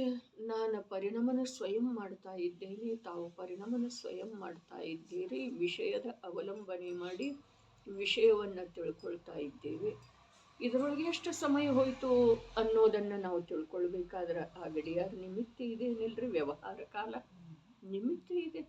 ಅದೇ ಪ್ರಕಾರ ಕಾಲದ್ರವ್ಯ, ನಿಶ್ಚಯ ಕಾಲದ್ರವ್ಯ ಏನಿದೆ, ಪ್ರತಿಯೊಂದು ಜಡಚೇತನ ಪದಾರ್ಥಗಳ ಪರಿಣಮನದಲ್ಲಿ ನಿಮಿತ್ತ ಆಗುವಂಥದ್ದು ಅದರ ಕಾಲದ್ರವ್ಯದ ಪರ್ಯಾಯದ ಸ್ವರೂಪ ಇದೆ. ಹಾಗಾದ್ರೆ ಅದು ತನ್ನ ಕಾರ್ಯವನ್ನು ಮಾಡುವುದರಿಂದನ ಪ್ರತಿಯೊಂದು ಪರ್ಯಾಯ ಕಾಲದ್ರವ್ಯದ ಪ್ರತಿಯೊಂದು ಪರ್ಯಾಯ ಆ ಕಾರ್ಯವನ್ನು ಅನಂತ ದ್ರವ್ಯಗಳ ಪರಿಣಮನದಲ್ಲಿ ನಿಮಿತ್ತ ಆಗುವಂತಹ ಕಾರ್ಯವನ್ನು ಅವು ಪ್ರಾಮಾಣಿಕ ರೂಪದಿಂದ ಮಾಡ್ತಾ ಇದ್ದಾವೆ. ಆ ಕಾರ್ಯ ಮಾಡುವುದರಲ್ಲಿ ಆಧಾರಭೂತ ಆ ಕಾಲಾನು ರೂಪದ ದ್ರವ್ಯ ಇದ್ದಾವೆ. ವಿಚಾರ ಮಾಡ್ರೆ ನನಗೆ ಸುಖ ಇಂದಿನವರೆಗೆ ಯಾವುದು ದುಃಖ ಆಗಿದೆ ಅದರದ್ದು ಚರ್ಚೆ ಬೇಡ. ಅದರದ್ದು ಚರ್ಚೆ ತಮ್ಮಷ್ಟಕ್ಕೆ ತಾವೇ ತಿಳಿಯೋದ ಬಂದ್ರೆ ಆಗ್ತಿದೆ ಕಥನ. ಏನಿದೆ ನಮಗ ನಿರಾಕುಲ ಸುಖ, ಆತ್ಮಿಕ ಸುಖ, ಸ್ವಾಧೀನ ಸುಖ, ಅತೀಂದ್ರಿಯ ಶಾಂತಿ ಆಗಬೇಕಾದ್ರೆ ದ್ರವ್ಯ ಪ್ರತಿಯೊಂದು ಪರ್ಯಾಯದ ಮೇಲೆ ನಿಗಾ ಇಟ್ಟಿದೆ ಏನಿಲ್ಲ. ಅದನ್ನು ಪ್ರತಿಯೊಂದು ಪರ್ಯಾಯಕ್ಕೆ ಕರುಣಿಸ್ತಾ ಇದೆಯೋ ಅಥವಾ ಇಲ್ರಿ, ಪ್ರದಾನ ಮಾಡ್ತಾ ಇದೆಯೋ ಅಥವಾ ಇಲ್ರಿ. ಮಾಡದೆ ಹೋದ್ರೆ ಇದ್ದಕ್ಕಿದ್ದ ಹಾಗೆ ಯಾವುದೋ ಒಂದು ಪರ್ಯಾಯದೊಳಗೆ ಅದರದ ಅನುಭವ ಹೇಗಾಗೋದ್ರಿ? ಅನುಭವ ಅದೇ ಮಾಡ್ತಿದೆ, ಈ ಮಾತು ಸರಿ, ಯಾವುದ ಪರ್ಯಾಯವೇ ಮಾಡ್ತಿದೆ. ಆದ್ರೆ ಆ ಪರ್ಯಾಯದೊಳಗ ಅಂಥದ್ದು ಒಂದು ಆಧಾರ ಕಣ್ಣು ಬಿಟ್ಟು ನೋಡಿದ ಕೂಡಲೇ ನಿಧಿಯೇ ಕಾಣಿಸಬೇಕಾದ್ರೆ ಅದಕ್ಕೆ ಆಧಾರ ಆಗಿ ತನ್ನ ಸಂಪೂರ್ಣ ನಿಧಿಯನ್ನ ಆ ಪರ್ಯಾಯದ ಜೊತೆಗೆ ಅದಕ್ಕೆ ಕೊಡುವ ಸಲುವಾಗಿ ಸಿದ್ಧಾಗಿ ನಿಂತಿದೆ ಏನಿಲ್ಲ. ಯಾವ ಪ್ರಕಾರ ಪರ್ಯಾಯದ ಸಾಮರ್ಥ್ಯ ಇದೆ ಕಾರ್ಯ ಮಾಡೋದ, ಅದೇ ಪ್ರಕಾರ ಸ್ವಭಾವದ ಅನುಸಾರ ಕಾರ್ಯವಾಗುವಲ್ಲಿ ಆ ದ್ರವ್ಯ ಸದೈವ ಶುದ್ಧ ಇದೆ. ಸದೈವ ಆ ಕಾರ್ಯ ಮಾಡುವ ಸಲುವಾಗಿ ಅದಕ್ಕೆ ಶಕ್ತಿಯನ್ನು ಪ್ರದಾನ ಮಾಡ್ತಾ ಇದೆ. ಅದರದ್ದು ಯಾವಾಗ ಆ ಪ್ರಕಾರದ ಕಣ್ಣು ತೆಗಿತಿದೆಯೋ, ಮಾಡುವಂಥದ್ದ, ಅನುಭವಿಸುವಂಥದ್ದ, ನೋಡುವಂಥದ್ದ ಯೋಗ್ಯತೆ ಅದರಲ್ಲಿ ಯಾವಾಗ ತಾನಾಗೇನ ಅದಕ್ಕೆ ಕಣ್ಣು ಬಿಡ್ತಿದೆಯೋ ಆವಾಗ ಅದಕ್ಕೆ ಅದು ಲಭಿಸ್ತಿದೆ. ಯಾವ ಪ್ರಕಾರ ತಾಯಿ ಮಗುವನ್ನು ತೊಟ್ಟಿಲಲ್ಲಿ ಮಲಗಿಸಿರ್ತಾಳೆ, ಏನೆಲ್ಲ ಕೆಲಸ ಮಾಡ್ತಾ ಇರ್ತಾಳೆ. ಅಲ್ಲಿ ಹೋಗ್ತಾಳೆ, ಇಲ್ಲಿ ಹೋಗ್ತಾಳೆ, ಫೋನ್ ಮಾಡ್ತಾಳೆ, ಕಾಲಿಂಗ್ ಬೆಲ್ಲ ಅದರ ಬಾಗಿಲು ತೆಗಿತಾಳೆ, ಒಲೆ ಮೇಲೆ ಹಾಲು ಇಟ್ಟಿದ್ದಾಳೆ, ಅಡುಗೆ ಮಾಡ್ತಾಳೆ, ಜೋಡಿಸ್ತಾ ಇದ್ದಾಳೆ. ಆದ್ರೆ ಮಗು ಎದ್ದು ಕೂಡಲೇ ಓಡಿ ಹೋಗ್ತಾಳೇನಿಲ್ರಿ? ಹೋಗ್ತಾಳೋ ಅಥವಾ ಇಲ್ರಿ? ಅಂದ್ರೆ ಇದೆಲ್ಲ ಕಾರ್ಯ ಮಾಡುವ ವೇಳೆದೊಳಗ ಆ ತಾಯಿಯ ಲಕ್ಷ್ಯ ಆ ಮಗುವಿನ ಮೇಲಿದೆ. ಅದೇ ಪ್ರಕಾರ ಧ್ರುವದ್ರವ್ಯ ಅನಂತ ಅನಂತ ಅನಂತ ಅನಂತ ಗುಣಗಳನ್ನು ತನ್ನಲ್ಲಿ ಕಾಯ್ದುಕೊಂಡಿರುವ ವೇಳೆದೊಳಗ ಯಾವ ಪರ್ಯಾಯ ದ್ರವ್ಯವನ್ನು ಆಶ್ರಯಿಸಿ ಬರ್ತಿದೆಯೋ ಅದನ್ನು ಆದರದಿಂದ ಬರಮಾಡಿಕೊಳ್ಳುವ ಸಲುವಾಗಿ, ಅಪ್ಪಿಕೊಳ್ಳುವ ಸಲುವಾಗಿ, ಸುಖ ಶಾಂತಿಯನ್ನು ಅದಕ್ಕೆ ಪೂರ್ಣ ರೂಪದಿಂದ ಕೊಡುವ ಸಲುವಾಗಿ ದ್ರವ್ಯಲ್ಲಿ ತಯಾರಿ. ಇಂಥದ್ದು ಬಿಟ್ಟು ನಾವು ಎಲ್ಲಿ ಏನು ಹುಡುಕ್ತಾ ಇದ್ದೇವ್ರಿ? ಎಲ್ಲ ಕಳ್ಕೊಂಡು ಬರ್ತೀವಿ ಪರ್ಯಾಯ. ಕಳ್ಕೊಳ್ಳುಗೊಡುವುದಿಲ್ರಿ, ಜಡ ಆಗುಗೊಡುವುದಿಲ್ಲ, ಅಚೇತನ ಆಗುಗೊಡುವುದಿಲ್ಲ. ಅರೆ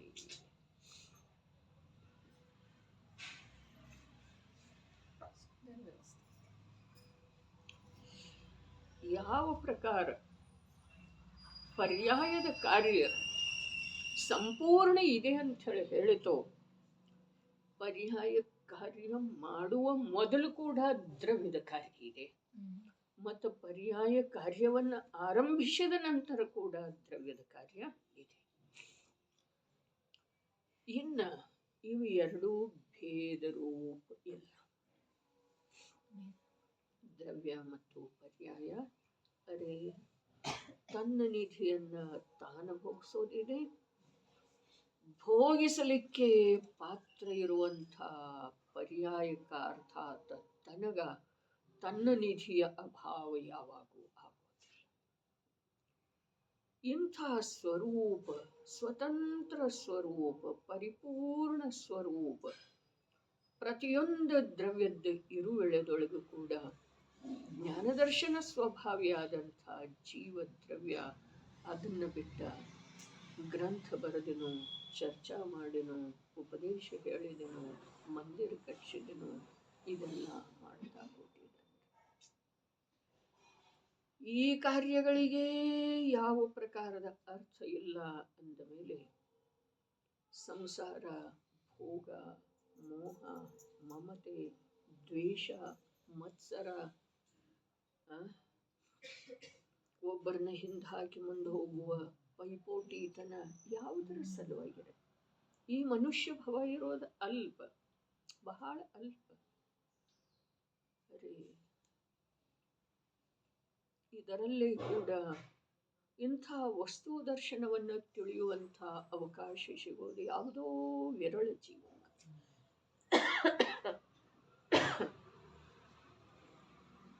ಹೀಗಿರುವಳೆದೊಳಗ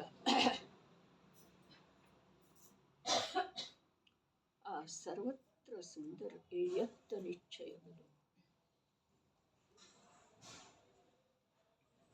ಸಮವೋ ಸವತ್ತ ಸುಂದರ.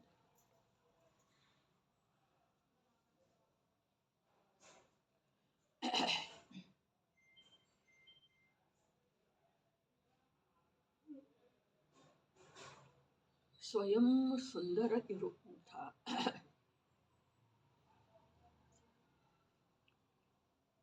ಸಂಪೂರ್ಣ ಸುಖದ ಸಂಪೂರ್ಣ ಸುಖದ ನಿಧಿಯಾಗಿರುವಂಥ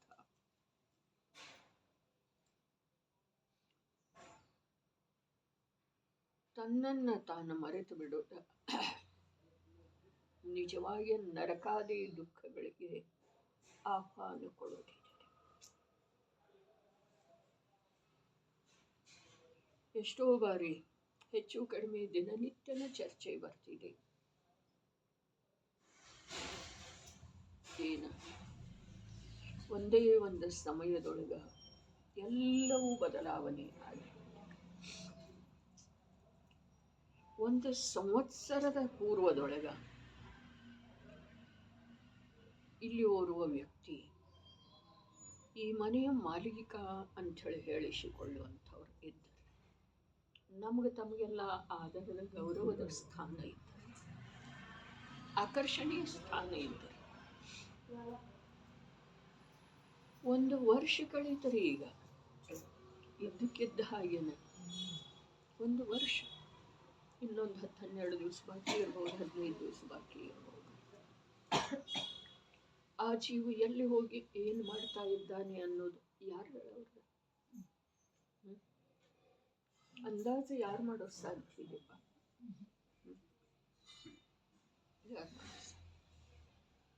ಒಂದು ವೇಳೆ ಕೇವಲ ಭಗವಂತರದ ಸಂದೇಶದ ಅನುಸಾರ ಇಂಥಲ್ಲೇ ಇದ್ದಾನೆ ಅಂಥೇಳಿ ಅಲ್ಲಿ ನಮಗೆ ಪರಿಚಯ ಆದ ನಂತರ ನಾವು ಅಲ್ಲಿಗೆ ಈ ರೂಪದಿಂದ ಹೋದರೆ ಅವರು ನಮ್ಮನ್ನು ಆ ಜೀವ ಗುರುತಿಸಬಹುದೇ? ಯಾವ ರೂಪದಿಂದ ಹೋದರೆ ಗುರುತಿಸಬಹುದು? ಇಲ್ಲವೇ ಇಲ್ಲ. ಯಾಕೆ ಅಂತಂದ್ರೆ ಗುರುತಿಸುವ ಆ ರೂಪ ಅವ್ರದ್ದು ಕಳೆದು ಹೋಗಿದೆ ಆ ಜೀವ. ಹೌದು. ಹಾಗೆ ತಮ್ಮದು ಒಂದು ದಿವಸ ಆಗೋದಿದೆ, ಕಳೆದ ಅನಂತ ಕಾಲದೊಳಗೆ ಅನಂತ ಬಾರಿ ಆದದ್ದು ಇದೆ. ಸಂಪೂರ್ಣ ನೀರಸ ಇದೆ ಸಂಸಾರ, ಮತ್ತ ಅನಂತ ರಸದಿಂದ, ಚೈತನ್ಯ ರಸದಿಂದ ತುಂಬಿದ್ದ ಇದೆ ಆತ್ಮನ ಸ್ವರೂಪ. ಯಾವುದು ಬೇಕೋ ಅದನ್ನು ಆಯ್ದುಕೊಳ್ಳುವ ಅವಕಾಶ ಇದೆ ಈ ಮನುಷ್ಯ ಭವ.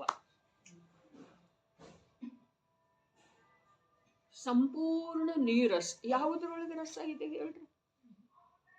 ಎಷ್ಟೊಂದು ಆಸಕ್ತಿಯಿಂದ ಮನೆ ಕಟ್ಟಿಸ್ತೇವೆ, ಎಷ್ಟೊಂದು ಆಸಕ್ತಿಯಿಂದ ಆಭರಣ ಮಾಡಿಕೊಳ್ತೇವೆ, ಎಷ್ಟೊಂದು ಆಸಕ್ತಿಯಿಂದ ವಸ್ತ್ರ ಕೊಂಡುಕೊಳ್ತೇವೆ. ಆ ಆಸಕ್ತಿ ಭೋಗಿಸಿದ ನಂತರ ಬಿಟ್ಟು ಹೋಗ್ತಿದೆ ಅನ್ನೋದಕ್ಕಿಂತ ಕೊಂಡುಕೊಳ್ಳುವುದರೊಳಗೆ ಯಾವುದು ಇತ್ತಲ್ಲ ಆ ಭಾವ ಸ್ವಲ್ಪ ಸಮಯದ ನಂತರ, 4 ದಿವಸದ ನಂತರ ಇರ್ತಿದೆ. ಮನೆಗೆ ಸಂಬಂಧಿಸಿದ ಹಾಗೆ, ಆಭರಣಕ್ಕೆ ಸಂಬಂಧಿಸಿದ ಹಾಗೆ, ಒಡವೆಗೆ ಸಂಬಂಧಿಸಿದ ಹಾಗೆ, ಧನಕ್ಕೆ ಸಂಬಂಧಿಸಿದ ಹಾಗೆ ಬಂತು, ಲಾಭ ಆಯಿತು 10 ಲಕ್ಷದ. ಏನು ಆನಂದ ಆಗ್ತಿದೆ ಅಲ್ಲ, ಅದು ಇನ್ನೊಂದು ಗಂಟೆಗೆ ಹಾಗೆ ಇರ್ತಿದೆ ಅಂದರೆ ನಾಳೆಗೆ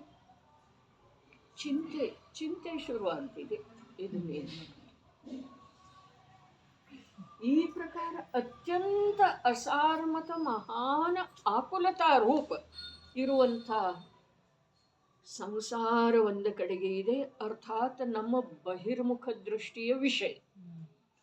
ಇನ್ನೊಂದು ಕಡೆಗೆ ರಸಾಳ ಇದೆ, ಚೈತನ್ಯದ ರಸ. ಯಾವಾಗೂ ಅದರಲ್ಲಿ ಕಮ್ತರ್ತಾ ಬರುವುದಿಲ್ಲ, ಯಾವಾಗೂ ಅದರಲ್ಲಿ ಬೇಸರ ಬರುವುದಿಲ್ಲ. ಅಂಥ ಆನಂದ ರಸ ಉಕ್ಕತಾ ಇದೆ, ಉಚ್ಛಲರ ಹಾಗೆ ಉಕ್ಕಿ ಹೊರ ಚಿಮ್ಮತಾ ಇದೆ. ಅದು ಒಂದು ಕಡೆ ಇದೆ. ಅದು ಅಂತರ್ದೃಷ್ಟಿ ಮಾಡಿದ್ರೆ ಅದರ ಪ್ರಾಪ್ತಿ ಆಗ್ತಿದೆ. ಮತ್ತು ದೃಷ್ಟಿ ಯಾವುದಾದ್ರೂ ಒಂದೇ ಆಗೋದ್ರೆ, ಬೇಕಾದ್ರೆ ಬಹಿರ್ದೃಷ್ಟಿ, ಬೇಕಾದ್ರೆ ಅಂತರ್ದೃಷ್ಟಿ. ಬಹಿರ್ದೃಷ್ಟಿಯೊಳಗಿದೆ ದುಃಖ, ಆಕುಲತೆ, ನೋವು, ವಿರಸ, ವಿರಹ, ಅರೆ ಏನೇನೆಲ್ಲ ವಿಕಾರದಿಂದ ತುಂಬಿದ್ದು ಇದೆ. ಅರೆ ಜ್ಞಾನಿಗಳು ಹೇಳ್ತಾರೆ, ಶುಭ ಭಾವ ಅಂಥೇಳಿ ನೀನು ಏನು ಹೇಳ್ತಾ ಇದ್ದಿ, ಅದರಲ್ಲಿ ರಾಗ ರೂಪದ ಕ್ರಿಮಿ ಇದ್ದಾವೆ, ಅದರಿಂದ ನಿನಗೆ ದಾಹ ಆಗ್ತಿದೆ. ಜ್ಞಾನಿಗಳು ಹೇಳ್ತಾರೆ, ಯಾವುದು ಶುದ್ಧ ನಿರಾಕುಲ ಆನಂದ ಸುಖ ಜ್ಞಾನ ಇದೆಯೋ ಅಲ್ಲಿ ಯಾವಾಗೂ ನಿನಗೆ ಬೇಸರ ಬರುವುದಿಲ್ಲ, ಆಕುಲತೆ ಇಲ್ಲ, ದುಃಖ ಇಲ್ಲ, ಭಾರ ಇಲ್ಲ. ಜ್ಞಾನಿಗಳು ಹೇಳ್ತಾರೆ. ಮತ್ತು ಈ ಮನುಷ್ಯ ಭವ ಈ ಜೈನ ಕುಲದೊಳಗೆ ಉತ್ಪನ್ನಾಗಿ ಇಂಥ ಜಿನವಾಣಿಯ ಸಂಯೋಗ ಲಭಿಸಿರುವುದರೊಳಗ, ಆ ಸಮಯದೊಳಗ ಯಾವುದು ಬೇಕೋ ಅದನ್ನು ಆಯ್ದುಕೊಳ್ಳೋದಿದ್ದೀರಿ. ಇದನ್ನು ಇಟ್ಕೊಂಡು ಈ ಕಡೆನೂ ಹೋಗ್ತೇನೆ ಅಂತಂದ್ರೆ ಆಗೋದಿಲ್ಲ. ಯಾವುದನ್ನು ಇಟ್ಕೊಂಡ ಬಾಹಿರದೊಂದಿಷ್ಟು ಇಟ್ಕೊಂಡು ಒಳಗೊಂದಿಷ್ಟು ಹೋಗ್ತೇನೋ ಅಂತಂದ್ರೆ ಒಂದು ಬಿಟ್ಟು ಕೊಟ್ಟ ನಂತರ ಒಂದು ಸಿಕ್ಕೋದಿದೆ.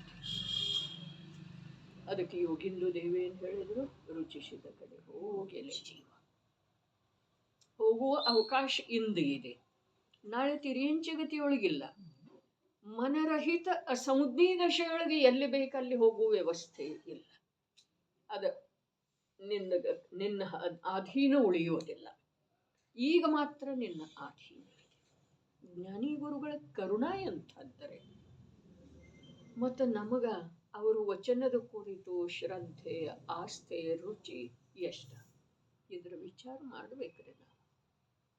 ಇಲ್ಲಿ ಸಮ್ಯಕ್ ದೃಷ್ಟಿಯ ಸುಂದರವಾದಂಥ ಜೀವನದ ನಿರೂಪಣೆ.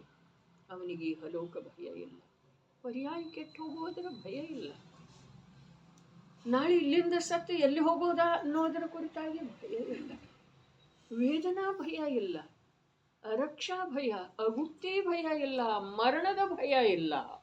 ಅರೆ ಆರು ಹೇಳಿದ ನಂತರ ಇದು ಕೊನೆಯದ್ದು ಇದೆ ರೀ, ಏನ ಆಕಸ್ಮಿಕ. ಇದರಲ್ಲಿ ಇಷ್ಟು ಸುಂದರ ವಿವೇಚನೆ ಮಾಡಿದ್ರು ನಿನ್ನ ಸ್ವರೂಪ ಎಷ್ಟಿದೆ ಅಷ್ಟೇ ಇದೆ, ಹೇಗಿದೆ ಹಾಗೆ ಇದೆ. ನನ್ನ ಸ್ವರೂಪ ಜ್ಞಾನ ಚೈತನ್ಯ, ಅದು ಎಷ್ಟಿದೆಯೋ ಅಷ್ಟೇ ಇದೆ, ಹೇಗಿದೆಯೋ ಹಾಗೆ ಇದೆ ಅಂತ ಹೇಳಿ ಅವನು ವಿಚಾರ ಮಾಡ್ತಾನೆ.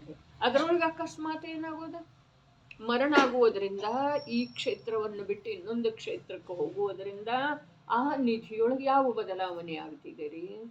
ಯಾವ ಬದಲಾವಣೆ ವಿಚಾರ ಏನು ಮಾಡ್ತಾನೆ, ಯಾಕಿರೋದಿಲ್ಲ ನಡೆ. ಸಮ್ಯಕ್ ದೃಷ್ಟಿ ಜೀವನು ಶುದ್ಧ ಚೈತನ್ಯ ವಸ್ತುವನ್ನು 3 ಕಾಲದಲ್ಲೂ ಆಸ್ವಾದಿಸುತ್ತಾನೆ. ಆಸ್ವಾದಿಸುವುದರಂತೂ ಚರ್ಚೆ ಬಹಳಷ್ಟು ಆಗಿದೆ. ಹಾಗ ಆಸ್ವಾದಿಸ್ತಾನೆ ಕ್ರಮದಿಂದ ಮತ್ತು ಪೂರ್ಣ ರೂಪದಿಂದ. ಆಸ್ವಾದನೆ ಹೇಗೆ ಮಾಡ್ತಾನೆ? ಶುದ್ಧಾತ್ಮ ಸ್ವರೂಪದ ಚೈತನ್ಯ ಸ್ವರೂಪದ ಅನುಭವ ಆಸ್ವಾದನೆ, ರಸಾಸ್ವಾದ. ನಾವು ತಿನ್ನು ಎಳೆದಳ ಮಾಡ್ತೇವಲ್ಲ ಹಾಗೆ ಸ್ವಾದ ತಕ್ಕೊಳ್ಳೋದು, ಸ್ಪಷ್ಟ ರೂಪದಿಂದ ಅನುಭವದೊಳಗೆ ಬರೋದು.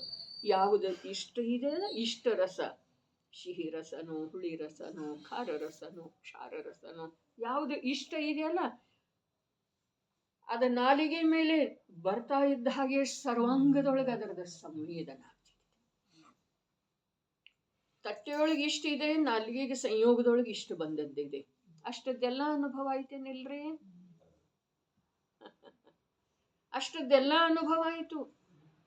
ಕ್ರಮದಿಂದ ಅನುಭವ ಮಾಡ್ತಾನೆ. ಆದ್ರೆ ಅಷ್ಟದ್ದೆಲ್ಲಾನು ಮಾಡ್ತಾನ್ರೆ. ತಿನ್ನೋದು ಇಷ್ಟಿಷ್ಟೇ ತಿಂತಿರ್ತಾನೆ, ಆದ್ರೆ ಅಷ್ಟೆಲ್ಲಾದ್ರದ್ದು ಅನುಭವ ಮಾಡ್ತಾನೆ.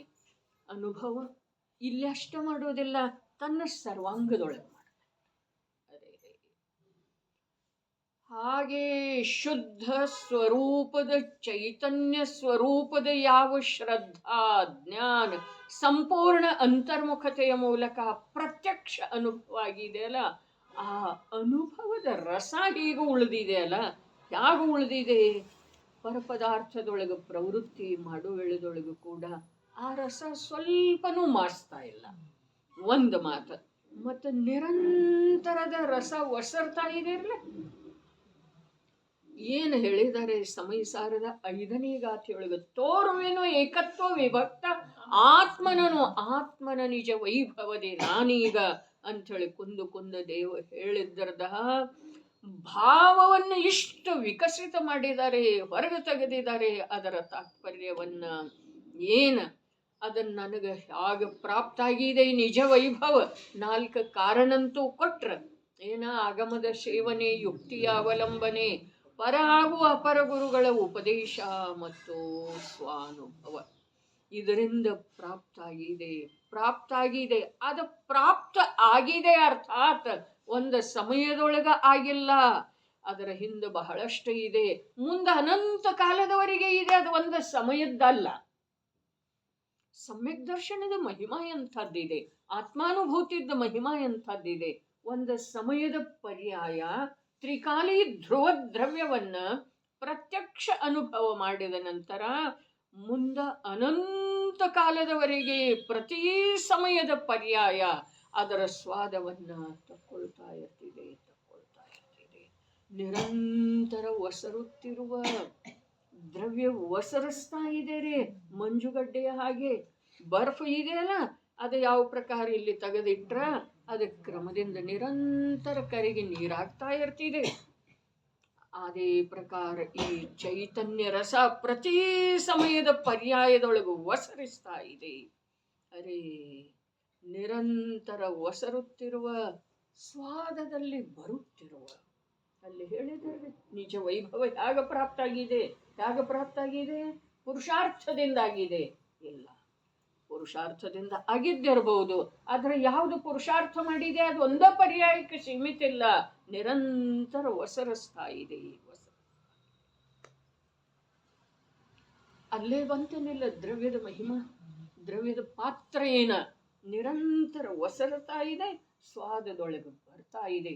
ಇವನಿಗೆ ಬೇರೆ ಸ್ವಾದ ತಕೊಳ್ಳನ ಕೊಡ್ತಾ ಇಲ್ಲದು. ಇಂದ್ರಿಯ ವಿಷಯದ ಸ್ವಾದದೊಳಗೆ ಮುಳುಗಿ ಹೋಗ್ಲಿಕ್ಕೆ, ಮೋಸ ಹೋಗ್ಲಿಕ್ಕೆ ಬಿಡ್ತಾನೆ ಇಲ್ಲದ. ಇದರದ ತನ್ನ ಸ್ವಾದ ಅಧಿಕ ಮಾಡ್ತಾ ಇದೆ ರೀ. ಅದ ಈ ಪರ್ಯಾಯ ತನ್ನ ಒಂದು ಚಪಲತೆಯಿಂದ, ಚಂಚಲತೆಯಿಂದ ಪರದ್ರವ್ಯದ ಕಡೆಗೆ ನೋಡ್ತಾ ಇದೆ. ನೋಡಿದ್ರನು ಅದ ತನ್ನ ಮಹಿಮೆಯನ್ನ ಅದರ ಎದುರಿಗೆ ಪ್ರಸ್ತುತಪಡಿಸ್ತಾ ಇದೆ. ನಿರಂತರ ಒಸರುತ್ತಿರುವ ಸ್ವಾದದಲ್ಲಿ ಬರುತ್ತಿರುವ ಸ್ವಾದದ ಮಾತೇನಿದೆ? ಸ್ವಾದ ಅಖಂಡದ್ದು ಇದೆ, ಆದ್ರ ಕ್ರಮದಿಂದ ನಡೆದಿದೆ. ತಿಳಿತೇನ್ರಿ? ಒಂದು ಪರ್ಯಾಯದೊಳಗ ಯಾವ ಧ್ರುವ ಅಖಂಡ ಅಭೇದ ಆತ್ಮಂದ ನಿಜ ವಸ್ತುವಿಂದ ಅನುಭವ ಆಯಿತೋ, ಆ ಪರ್ಯಾಯದೊಳಗ ಸಂಪೂರ್ಣ 3 ಕಾಲದ್ದಂತ ಹೇಳಿದರು. ಅರ್ಥಾತ್ ಅದು 3 ಕಾಲದಲ್ಲಿ ಇರುವಂತಹ ವಸ್ತು ಇದೆ. ಅದರದ ಅನುಭವ ಒಂದು ಸಮಯದೊಳಗೆ ಎಷ್ಟಾಗೋದ, ಅದರ ಸಾಮರ್ಥ್ಯ ಎಷ್ಟಿದೆ ಅಷ್ಟ. ಯಾವುದರದ? ದ್ರವ್ಯದ್ದೇನು ಪರ್ಯಾಯದ ಸಾಮರ್ಥ್ಯ ಎಷ್ಟಿದೆಯೋ ಅಷ್ಟ. ಅದರೊಳಗೆ ಎಷ್ಟು ದುರ್ಬಲತೆ ಇದೆ, ಅದು ಎಷ್ಟು ನಿಂತುಕೊಳ್ಳಿಕ್ಕೆ ಸಾಧ್ಯ ಇದೆ, ಅದು ಎಷ್ಟು ಹಿಡ್ಕೊಳ್ಳಿಕ್ಕೆ ಸಾಧ್ಯ ಇದೆ, ಅದು ಎಷ್ಟು ತಿನ್ನಲಿಕ್ಕೆ ಸಾಧ್ಯ ಇದೆ, ಅದು ಎಷ್ಟು ಅರಗಿಸಲಿಕ್ಕೆ ಸಾಧ್ಯ ಇದೆ ಅಷ್ಟು. ಆದ್ರೆ ಪ್ರತಿ ಸಮಯಕ್ಕ ಅದು ಪ್ರತಿಯೊಂದು ಪರ್ಯಾಯದೊಳಗ ತಾನಾಗೇನೆ ಬರ್ತಾ ಇದೆ. ಅಂಥ ನಿಜ ವೈಭವ ಅಂತ ಹೇಳಿದೆ. ಈ ಬಾಹ್ಯದ ವೈಭವ ಏನಿದೆ ರೀ, ನೋಡಿದಷ್ಟು ದೂರ ಹೋಗ್ತಿದೆ, ಹಿಡ್ಕೊಳ್ಬೇಕಂದಷ್ಟು ದೂರ ಹೋಗ್ತಿದೆ. ವಿಶ್ವಾಸ ಮಾಡಿದಷ್ಟು ವಿಶ್ವಾಸವನ್ನ ಅದೇನು ಮಾಡ್ತಿದೆ? ಮುರಿದು ಹಾಕ್ತಿದೆ. ಪರಪದಾರ್ಥ ಮಕ್ಕಳೇ ಇರಲಿ, ಶರೀರ ರೀ, ಮಕ್ಕಳದ್ದು ಯಾಕೆ ಹೇಳಲಿ ನಾನು, ಇನ್ನೊಂದು ವಸ್ತುವಿಂದ ಹೇಳೋದು ಬೇಡ. ಈ ಶರೀರ ವಿಶ್ವಾಸ ಮಾಡಿದಷ್ಟು ನಮ್ಮ ವಿಶ್ವಾಸವನ್ನ ತಲೆ ಕೆಳಗೆ ಮಾಡ್ತಿದೆ ಈ ಶರೀರ. ಹಾಗಾದರೆ ಏಕಕ್ಷೇತ್ರಾವಗಾಹ ರೂಪದಿಂದ ಇರುವಂಥ ಶರೀರ ನಿರಂತರ ನಾನು ಅಂಥೇಳಿ ಈ ಜೀವ ಅದನ್ನು ಅನುಭವ ಮಾಡ್ತಾ ಇದ್ದಾನೆ, ಅದರದ ಕಾರ್ಯ ಮಾಡ್ತಾ ಇದ್ದಾನೆ. ತನ್ನ ಸ್ವರೂಪವನ್ನು ಮರೆತು ಬಿಟ್ಟು ತನ್ನ ಪರಿವೆ ಇಲ್ಲದ್ದನ ತಾನ ಹಸಿವೆ ಬಾಯಾರಿಕೆ ಮೊದಲಾದವುಗಳನ್ನು, ಅವನ ಹಸಿವು ಯಾವುದಿದೆ, ಅವನ ಬಾಯಾರಿಕೆ ಯಾವುದಿದೆ ಆತ್ಮಂದ, ಅವನ ವಿಶ್ರಾಮ ಯಾವುದಿದೆ ಅದನ್ನು ಗಣಿಸದೆ ಈ ದೇಹದ್ದೆಲ್ಲ ಕಾರ್ಯ ಮಾಡ್ತಾ ಇದ್ದಾನಲ್ಲ, ಆ ದೇಹ ಪ್ರತಿ ಸಮಯಕ್ಕ ಏನು ಕೊಡ್ತಾ ಇದೆ ಅವನಿಗೆ? ಬರೇ ಮೃಗ ಜಲದ ಹಾಗೆ ಸುಖ ಅನ್ನಿಸ್ತಿದೆ, ಇರೋದನ್ನ ಇಲ್ಲ, ಸುಖ ಅನ್ನಿಸ್ತಿದೆ, ಇರೋದನ್ನ ಇಲ್ಲ, ನಂದನ್ನಿಸ್ತಿದೆ, ಇರೋದನ್ನ ಇಲ್ಲ. ಎಷ್ಟೋ ಬಾರಿ ಹೇಳಿದ್ದೇ ಇದೆ, ಮತ್ತೊಂದು ಸ್ವಲ್ಪ ಹೇಳ್ತೇನೋ. ಈ ಶರೀರದೊಳಗ ತಾನಾಗಿನ ಭೋಗಿಸುವ ಓಡಾಡುವ ಲವಲವಿಕೆಯ ಸಾಮರ್ಥ್ಯ ಎಷ್ಟು ಸಮಯ ಇದೆಯೋ ಅಷ್ಟು ಸಮಯ ಜೀವನ ಸುರಳಿತವಾಗಿ ನಡೆದ ಹಾಗೆ ಕಾಣಿಸ್ತಿದೆ, ಹೋಗ್ತಾ ಇರ್ತಿದೆ. ಯಾವಾಗ ಅದರೊಳಗೆ ವಿಪರೀತ ಕಾರ್ಯ ಮಾಡುವಂಥದ್ದು, ಅರ್ಥಾತ್ ಎದ್ರ ಕೂಡ್ಲಿಕ್ಕೆ ಆಗುವುದಿಲ್ಲ, ಕೂತ್ರೆ ನಿಲ್ಲಲಿಕ್ಕೆ ಆಗುವುದಿಲ್ಲ, ನಿಂತರೆ ಹೆಜ್ಜೆ ಇಡ್ಲಿಕ್ಕೆ ಆಗುವುದಿಲ್ಲ, ತಲೆ ಸುತ್ತ ಬರ್ತಿದೆ, ಹಾಗೆ ಆಗ್ತಿದೆ, ಹೀಗಾಗ್ತಿದೆ, ಬಿದ್ದು ಬಿಡಬಹುದು ಅನ್ನುವಂಥ ಭಯ ಆಗ್ತಿದೆ.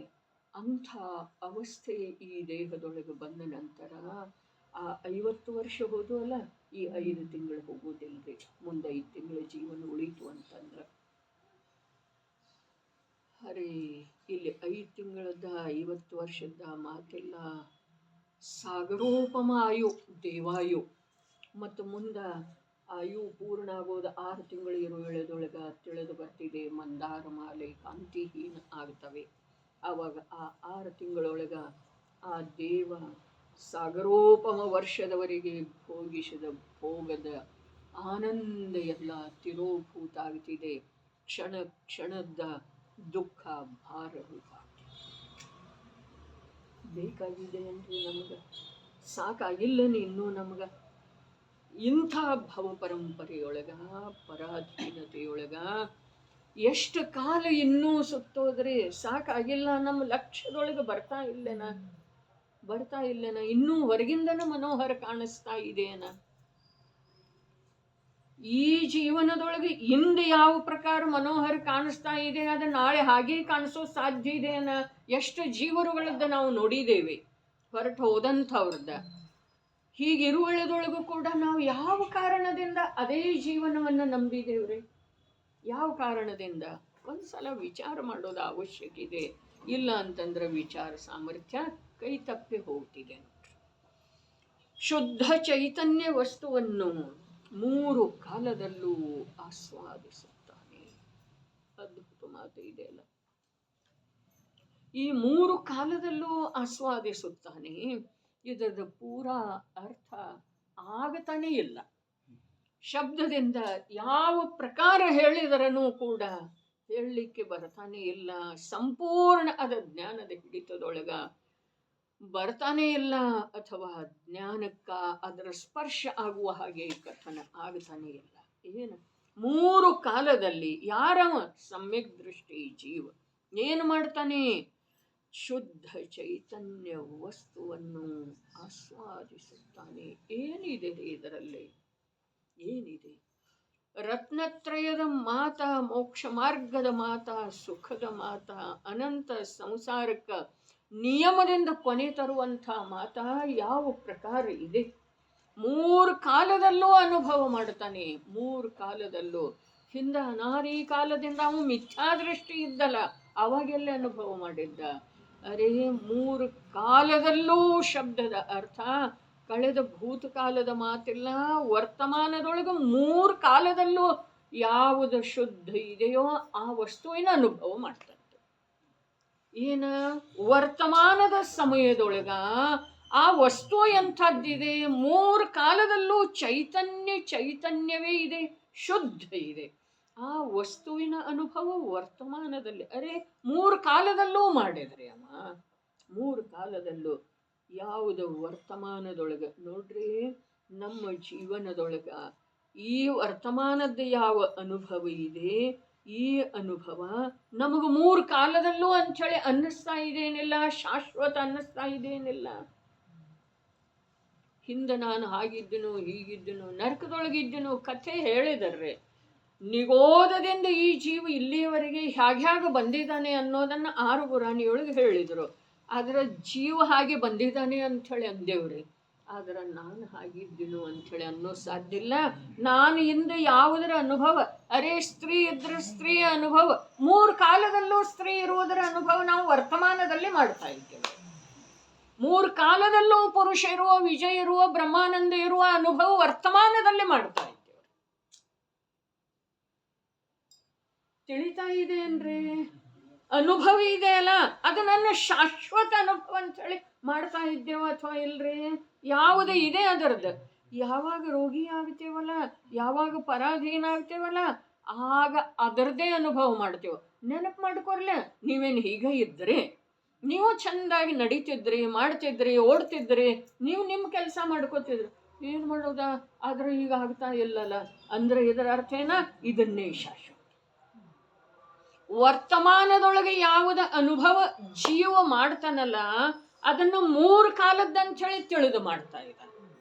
ಇದು ಶ್ರದ್ಧೆಯ ಮಹಿಮೆ ಇದೆ. ಇದನ್ನು ವಿಪರೀತ ಶ್ರದ್ಧೆ ಮತ್ತು ಯಥಾರ್ಥ ಶ್ರದ್ಧೆಯೊಳಗೆ ತಗೊಳ್ಳೋದು ಇದು ಇಷ್ಟ ಇದೆ. ಚಂದ್ರಕಾಂತಣ್ಣ ಏನಿದೆ? ಶ್ರದ್ಧೆಯ ವಿಷಯದ ಇದೆ.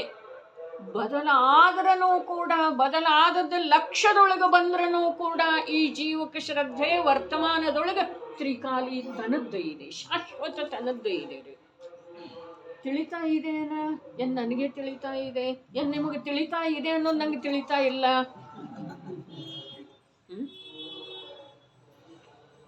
ಯಾವ ರೀತಿಯ ಅನುಭವ? ನಾನು ಈ ಮನೆಯೊಳಗ ಸಣ್ಣಕ್ಕೆನೂ ಇದ್ದೇನೆ, ಶಾಲೆಗೆನೂ ಹೋಗ್ತಿದ್ದೇನೆ, ಯೂನಿಫಾರ್ಮನ್ನು ಹಾಕೊಳ್ತಿದ್ದೇನೆ, ಮಮ್ಮಿ ಕಡೆಯಿಂದ ಊಟದ ಡಬ್ಬಿನೂ ಅದು ನೆನಪು ಆಗ್ತೈತೆ, ನೆನಪು ಆದ್ರೆ ಆಗ್ತಿದೆ. ಈ ಮಾತು ಸತ್ಯ. ಆದ್ರೆ ನಿನಗೆ ಅನುಭವ ಇದ್ರದ್ದು ಇದೆಯೋ ಅಥವಾ ಅದರದ್ದು ಇದೆ? ನೆನಪಾಗುವ ಮಾತು ಬೇರೆ. ಆದರೂ ಕೂಡ ಈ ಜೀವಕ್ಕ ಒಂದೇ ಭವದೊಳಗ ಕಳೆದು ಹೋದ ಅನೇಕ ವರ್ಷಗಳ ಹಿಂದಿನ, 4-6 ವರ್ಷಗಳ ಹಿಂದಿನ ಅನುಭವ ಯಾವಾಗಲೇ ಬುದ್ಧಿಪೂರ್ವಕ ಸ್ಮೃತಿ ಜ್ಞಾನದೊಳಗೆ ಬರಬಹುದು. ಆದ್ರೆ ಅದನ್ನು ವರ್ತಮಾನ ಅಂಥೇಳಿ ಸ್ವೀಕಾರ ಮಾಡೋ ಸಾಧ್ಯ ಇಲ್ಲ. ವರ್ತಮಾನದೊಳಗೆ ಯಾವುದಿದೆಯೋ ಅದನ್ನ ಇವು ಶಾಶ್ವತ ಅಂಥೇಳಿ, ತ್ರಿಕಾಲಿ ಅಂಥೇಳಿ ಇವನ ಶ್ರದ್ಧಾ ನಂಬಿದ್ದು ಇದೆ. ಇದು ಮಿಥ್ಯಾಶ್ರದ್ಧೆ ಇದೆ.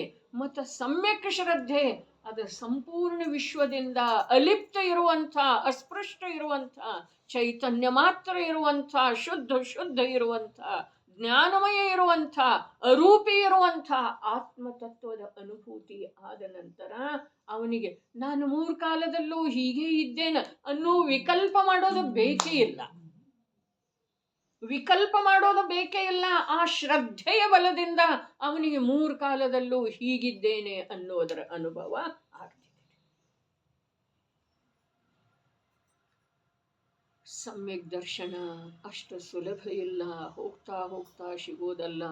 ಸಿಗೋದಂತೂ ದೂರ ಇರಲಿ, ಸಮ್ಯಕ್ ದರ್ಶನದ ಮಾತ ಅಷ್ಟು ಸುಲಭವಾಗಿ ತಿಳಿದು ಬರುತ್ತೆ.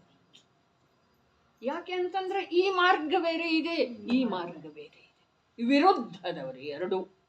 ಮೋಕ್ಷ ಮಾರ್ಗ, ಸಂಸಾರ ಮಾರ್ಗ, ಬಂಧ ಮಾರ್ಗ, ಬಿಡುಗಡೆಯ ಮಾರ್ಗ, ಇವು ಎರಡೂ ಬೇರೆ ಇದಾವೆ ಪ್ರಭು, ಬೇರೆ. ಈ ಜೀವ ಯಾವುದರೊಳಗೆ ನಿಂತಿದನೋ ಅದನ್ನು ತನ್ನ ಶಾಶ್ವತ ಸ್ವರೂಪ ಅಂತ ಹೇಳಿ ತಿಳ್ಕೊಳ್ತಾನೆ. ಅದು ವಿಪರೀತ ಮನ್ನನೆ ಎನ್ನ ಶ್ರದ್ಧೆಯ ಸ್ವಭಾವ ಅಂಥದ್ದಿದೆ. ಅದು ಶ್ರದ್ಧೆಯ ಸ್ವಭಾವನ ಅಂಥದ್ದಿದೆ. ಯಾವುದು ವರ್ತಮಾನದಲ್ಲಿ ಅನುಭವದೊಳಗೆ ಬರ್ತಿದೆಯೋ ಅದನ್ನೇ ತಾನು. ಇನ್ನು ಅದಂತೂ ತಾನೇ ಇರುವಳದೊಳಗೆ ತಾನು ಅಂಥೇಳಿ ಅವನ ಸಮ್ಯಕ್ ಜ್ಞಾನ ನಂಬೋದಿಲ್ಲ. ನಿರಂತರ ಆಸ್ವಾದದಲ್ಲಿ ಬರೋದು. ಇಲ್ಲೇನು ಹೇಳ್ರಿ, 3 ಕಾಲದಲ್ಲೂ ಆಸ್ವಾದಿಸುತ್ತಾನೆ. ಯಾವುದನ್ನ? ಶುದ್ಧ ಚೈತನ್ಯ ವಸ್ತುವನ್ನು. ಯಾರ? ಸಮ್ಯಕ್ ದೃಷ್ಟಿ ಜೀವ. ಮಿಥ್ಯಾದೃಷ್ಟಿ ಜೀವ ಏನು ಆಸ್ವಾದಿಸ್ತಾನೆ? 3 ಕಾಲದಲ್ಲೂ ಏನು ಆಸ್ವಾದಿಸ್ತಾನೆ? ವರ್ತಮಾನ ಪರದೊಳಗೆ ನಿಮಗ್ನ ಇರುವಂಥ ದೇಹ ಬುದ್ಧಿ, ಧನದೊಳಗೆ ಸುಖ ಬುದ್ಧಿ, ಪುತ್ರಾಧಿಕರೊಳಗೆ ಸುಖ ಬುದ್ಧಿ, ದೇವದರ್ಶನದೊಳಗೆ ಸುಖ ಬುದ್ಧಿ, ತೀರ್ಥವಂದನೆಯೊಳಗೆ ಸುಖ ಬುದ್ಧಿ, ದಶಲಕ್ಷಣದ ಆಚರಣೆಯೊಳಗೆ ಸುಖ ಬುದ್ಧಿ, ಅದರ ಅನುಭವ ಮಿಥ್ಯಾದೃಷ್ಟಿ. ಜೀವ ವರ್ತಮಾನದಲ್ಲಿ ಯಾವುದರಲ್ಲೇ ತನ್ಮಯ ಇದ್ದಾನೋ ಆ ರೂಪದ ಅನುಭವ ಅವನು ಯಾವಾಗಲೂ. ಬಹಳ ಅದ್ಭುತ ಮಾತಿದೆ. ಜೀವದ ಸ್ವರೂಪ ಅದ್ಭುತ. ಜೀವ ತನ್ನ ನಿಜ ಸ್ವರೂಪವನ್ನು ನಂಬಿದಂಥ ಸ್ಥಿತಿ ಅದ್ಭುತ. ಅದರ ಚರ್ಚೆ ಮಾಡಲಿಕ್ಕೆ ಬರುವುದಿಲ್ಲ. ಯಾವ ತಿಳ್ಕೊಳ್ತಾನೋ ಅವನಿಗೆ ತಿಳ್ಕೊಳ್ಳುವ ಪ್ರಯತ್ನ ಮಾಡ್ತಾನೋ, ಅವನಿಗೆ ಪುರುಷಾರ್ಥ ಮಾಡ್ತಾನೋ, ಅವನಿಗೆ ಪರಮ ಪುರುಷಾರ್ಥ ಮಾಡ್ತಾನೋ ಅವನಿಗೆ ತಿಳಿದು ಬರೋ ಸಾಧ್ಯ. ಸಮ್ಯಕ್ ದೃಷ್ಟಿ ಜೀವನೂ ಶುದ್ಧ ಚೈತನ್ಯ ವಸ್ತುವನ್ನು 3 ಕಾಲದಲ್ಲೂ ಆಸ್ವಾದಿಸುತ್ತಾನೆ. ಏನ ರಾಜಮಲ್ಲ ಪಾಂಡೆ, ಏನ ಅಮೃತ ಚಂದ್ರ ಆಚಾರ್ಯರ ಇವರಿರುವರ ಮಧ್ಯದೊಳಗ ನಾನು ಯಾರನ್ನ ಹಿಡ್ಕೊಳ್ಬೇಕು, ಹೇಗೆ ಹಿಡ್ಕೊಳ್ಬೇಕು, ಯಾವ ಅರ್ಥದ ಗ್ರಹಣ ಮಾಡಬೇಕು, ಯಾವ ಅರ್ಥವನ್ನು ಯಾವ ರೀತಿ ತಿಳ್ಕೊಳ್ಬೇಕು, ಅವರ ಮೂಲಕ ತಿಳ್ಕೊಳ್ಳೋದು, ಇವ್ರ ಮೂಲಕ ತಿಳ್ಕೊಳ್ಳೋದು, ತನ್ನ ಮೂಲಕ ತಿಳ್ಕೊಳ್ಳೋದು, ಇದು ದಿಕ್ಕು ತೋಚದ ಹಾಗೆ ಆಗಿದೆ. ಏನಿದೆ ರೀ ಅವರನ್ನವರು ಶುದ್ಧ ಚೈತನ್ಯ ವಸ್ತುವನ್ನು ಸಮ್ಯಕ್ ದೃಷ್ಟಿ ಜೀವನು 3 ಕಾಲದಲ್ಲೂ ಆಸ್ವಾದಿಸುತ್ತಾನೆ. 3 ಕಾಲದಲ್ಲೂ ಆಸ್ವಾದಿಸುತ್ತಾನೆ. ಅವರು ಹೇಳಿದ್ರ ಜ್ಞಾನಂ ಸದಾ ವಿಂದತಿ, ಇವರು ಹೇಳಿದ್ರ ಶುದ್ಧ ಚೈತನ್ಯ ವಸ್ತುವನ್ನು 3 ಕಾಲದಲ್ಲೂ ಆಸ್ವಾದಿಸುತ್ತಾನೆ. ಪ್ರಶ್ನೆ ಏನು ಕೇಳಿದ್ರು? ಹೇಗಿದೆ ಆ ಶುದ್ಧ ಚೈತನ್ಯ ವಸ್ತು ಅನ್ಲಿಲ್ಲ, ಹೇಗಿದೆ ಜ್ಞಾನವು ಅಂದರು. ಇಲ್ಲೇ ಇರೋದ್ರಿ ರಹಸ್ಯ. ಹೇಗಿದೆ ಜ್ಞಾನವು? ಶುದ್ಧ ಚೈತನ್ಯ ವಸ್ತು ಅನ್ಲಿಲ್ಲ, ಶುದ್ಧ ಚೈತನ್ಯ ವಸ್ತು ಅಂಥೇಳಿ ಜ್ಞಾನದ ಪರಿಭಾಷೆ ಟೀಕಾ ಮಾಡಿದ್ರು, ಅರ್ಥ ಬರೆದ್ರು. ಏನ ಜ್ಞಾನದ ಅರ್ಥ ಏನು ಬರೆದ್ರು? ಶುದ್ಧ ಚೈತನ್ಯ ವಸ್ತು ಅಂದ್ರ. ಮತ್ತು ಹಾಗೆ ಹೇಳಿದ ನಂತರ ಮತ್ತು ಹೇಗಿದೆ ಜ್ಞಾನವು? ಅರೆ ಹೇಗಿದೆ ಜ್ಞಾನವು ಅಂಥೇಳಿ ಕೇಳ್ತಾರೆ. ತಮ್ಮ ಮಾತನ್ನ ಸ್ಥಿರ ಇಟ್ಕೊಳ್ಬೇಕಾಗಿತ್ತಲ್ಲ. ಹೇಗಿದೆ ಶುದ್ಧ ಚೈತನ್ಯ ವಸ್ತು ಅನ್ಲಿಲ್ಲ, ಹೇಗಿದೆ ಜ್ಞಾನವು? ಅರೆ ಅವರ ಲೋಕ ಯಾವುದ ದೂರದಿಂದಲೇ ನಮಗೆ ಕಾಣಿಸ್ತಾ ಇದೆನಾ? ಅಲ್ಲಿ ನಾವು ತಲುಪೋ ಸಾಧ್ಯವಿದೆಯೇನಾ? ಎಂಥ ಜೀವನ್ರಿ, ಯಾವ್ಯಾವುದಕ್ಕೆ ಏನೇನು ಅಂತ ಕೂತಿದೆವು. ಆಶ್ಚರ್ಯ ಆಶ್ಚರ್ಯ ಅನ್ನಿಸ್ತಿದೆ. ಯಾವ್ಯಾವುದರ ಮಹಿಮಾ ಮಾಡ್ತಾರೆ, ಯಾರ ಮಹಿಮೆ, ಯಾರ ಎಂಥ ಸಂಯೋಗದೊಳಗೆ, ಜಿನವಾಣಿಯ ಸಂಯೋಗದೊಳಗೆ ಬಂದು ಸತ್ಯ ತತ್ವದ ಅಭ್ಯಾಸ ಮಾಡಿದ ನಂತರ ಕೂಡ ಇದರಿಂದ ನನಗನ್ನಿಷ್ಟು ಈ ಪ್ರಕಾರ ಅವಸರ ನನಗೆ ಅನಂತ ಕಾಲದೊಳಗ ಸಿಕ್ಕಿರಲಿಲ್ಲ ಅಂಥೇಳಿ ನಾನು ನನ್ನ ಅಂತರಂಗದ ಅನುಭೂತಿಯಿಂದ ಹೇಳಿದ್ದೇನೆ. ಆತ್ಮನ ಅನುಭೂತಿ ಅಲ್ಲ, ನನ್ನ ಅಂತರಂಗದೊಳಗ ಯಾವ ಭಾವಗಳು ಉದಿಸಿ ಬರ್ತಾ ಇದ್ದಾವೆ ವಸ್ತು ಸ್ವರೂಪಕ್ಕೆ ಅನುಸರಿಸಿ. ಅರೆ ನಿಜವಾಗಿನ ಅಮ್ಮ ಹೇಳುವ ಮಾತು ಹೊರಗೆ ಹೋದ್ರೆ ಹೊಲಗೀರ್ ಅಂಥೇಳಿ ಹಾಗೇ ಇದೆ ರೀಪ. ಏನಿದೆ ರೀ ಧರ್ಮ ಅಂಥೇಳಿ ಯಾವ್ಯಾವುದಕ್ಕೆ ಬೇರೆ ಏನು ಕೆಲಸ ಇಲ್ಲ. ಓದ್ತೇನೋ ಅಂಥೇಳಿ ಹೇಳ್ತಾರೆ. ಏನು ಓದ್ತೀರಿ, ಏನು ಬರೀತೀರಿ, ಏನು ಅನುವಾದ ಮಾಡ್ತಾ ಇದ್ದಾರೆ? ಜೀವನ 83 ವರ್ಷದ ನಿಜವಾಗಿ ಆಶ್ಚರ್ಯ ಆಗಿದೆ. ಮತ್ತು ಸಲ್ಲೇಖನದ ಬಗ್ಗೆ ನಿಮ್ಮ ಅಭಿಪ್ರಾಯ ಏನಂತ ಹೇಳಿ ಕೇಳ್ತಾರೆ. 83 ವರ್ಷದವ್ರು ಏನೂ ಕೆಲಸ ಇಲ್ಲ, ಮಕ್ಕಳು ಏನು ಮಾಡ್ತಾರೆ ಕೇಳೋದಿಲ್ಲ. ಅರೆ ಕೇಳಿದ್ರ ಅವ್ರು ಹೇಳ್ತಾರೆ ಇಲ್ಲಿ ನಿನಗ ಕೇಳೋದಿಲ್ಲ ಅಂಥೇಳಿ ನೀ ದೊಡ್ಡಸ್ತನ ಹೇಳುವ ಅವಶ್ಯಕತೆನೇ ಇಲ್ಲ. ಕೇಳಿ ಏನು ಮಾಡೋದಾ ಈ ಪ್ರಶ್ನೆ ಅಂತೂ ನಾನು ಅವ್ರಿಗೆ ಮಾಡಿದ್ದೆ. ಆದ್ರೆ ನಿಜವಾಗಿನ ಬಹಳ ಖೇದ ಅನ್ನಿಸ್ತಿದೆ ಬ್ರಹ್ಮಾನಂದ ಭಾಷೆ. ಇಲ್ರಿ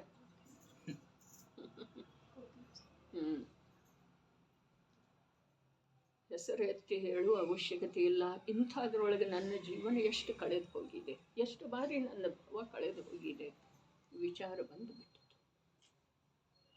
ಸಲ್ಲೇಖನದ ಬಗ್ಗೆ ಏನಂತೀರಿ, ನಿಮ್ಮ ಅಭಿಪ್ರಾಯ? ಸಲ್ಲೇಖನ ತಗೊಂಡ್ರು ಏನೇನು ಭ್ರಾಂತಿ ಕೂತು ಬಿಟ್ಟಿದೆ. ಈ ಜೀವ ಭ್ರಾಂತಿಯೊಳಗ ಇಂಥ ಸುಂದರ ಅವಸರವನ್ನು ಕಳ್ಕೊಂಡು ಬಿಟ್ಟ. ಬಹಳ ಬಂದಿತ್ತು ಗ್ರಂಥ ಕೊಡೋಣ ಏನಂಥೇಳಿ, ಆದರೆ ಅವರು ಬಹಳ ಹಿಂದೆ ಹೋಗಿದ್ದಾರೋ, ಇನ್ನೇನು ಉಪಯೋಗ ಇಲ್ಲ ಅಂತ ಅನ್ನಿಸ್ತಾರೆ. 2-3 ಬಾರಿ ವಿಚಾರ ಬಂತು, ಆದ್ರೂ ಕೂಡ ಉಪಯೋಗ ಆಗುವುದಿಲ್ಲ ಅಂತ.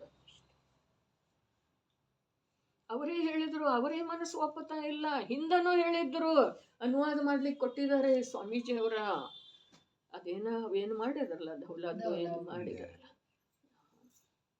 ಏನೋ ತಿಳಿತಾ ಇಲ್ಲ ಅಂಥೇಳಿ ಹೋಗಿ ಹೇಳಿದ್ನು. ನಿಂಗೆ ತಿಳಿಯೋದು ಬೇಕಿಲ್ಲ, ನೀ ಅನುವಾದ ಮಾಡ ಅಂಥೇಳಿ ಹೇಳಿದ್ರು ಅಂಥೇಳಿ ಇದೇ ಮಾತು ಇದೇ ಕಿವಿಯಿಂದ ಅವ್ರ ಮುಖದಿಂದ ಅಪ್ಪಾಜಿ ಎದುರಿಗೆ ಹೇಳೋದು ನಾನು ಕೇಳಿದೆ. ನಿನಗೆ ತಿಳಿಯೋದು ಬೇಕಿಲ್ಲ, ನೀ ಬರೇ ಅನುವಾದ.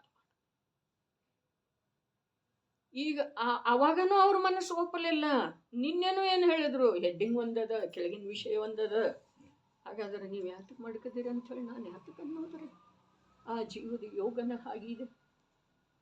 ಅರೆ, ಆಗಮದ ಒಂದು ಸತ್ಯ ಅಂಶ ಸಿಕ್ಕ ನಂತರ ಈ ಪ್ರಕಾರ ಕರುಣಾ ಬರ್ತಿದೆ ಅಂದಮೇಲೆ ಸಮ್ಯಕ್ ದೃಷ್ಟಿ ಜೀವರುಗಳಿಗೆ ಎಂಥ ಕರುಣಾ ಇರೋದು. ಎಲ್ಲಿ ಹೋಗ್ತಾ ಇದೆ ಜೀವನ?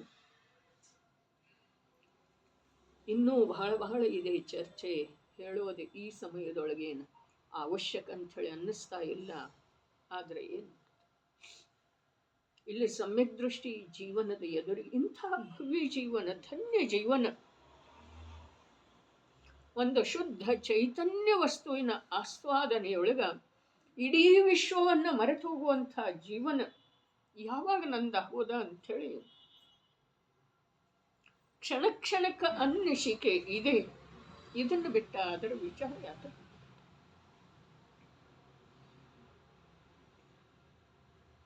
ಅದು ಕೂಡ ಅನುಕೂಲನ ರೀ. ಇದರೊಳಗೆ ಹೆಚ್ಚು ಸಾವಧಾನ ಆಗುವ ಸಲುವಾಗಿ ಒಂದು ಇಂಜೆಕ್ಷನ್ ಕೊಟ್ಟು ಹೋಯ್ತಾರೆ ಆ ಜೀವ.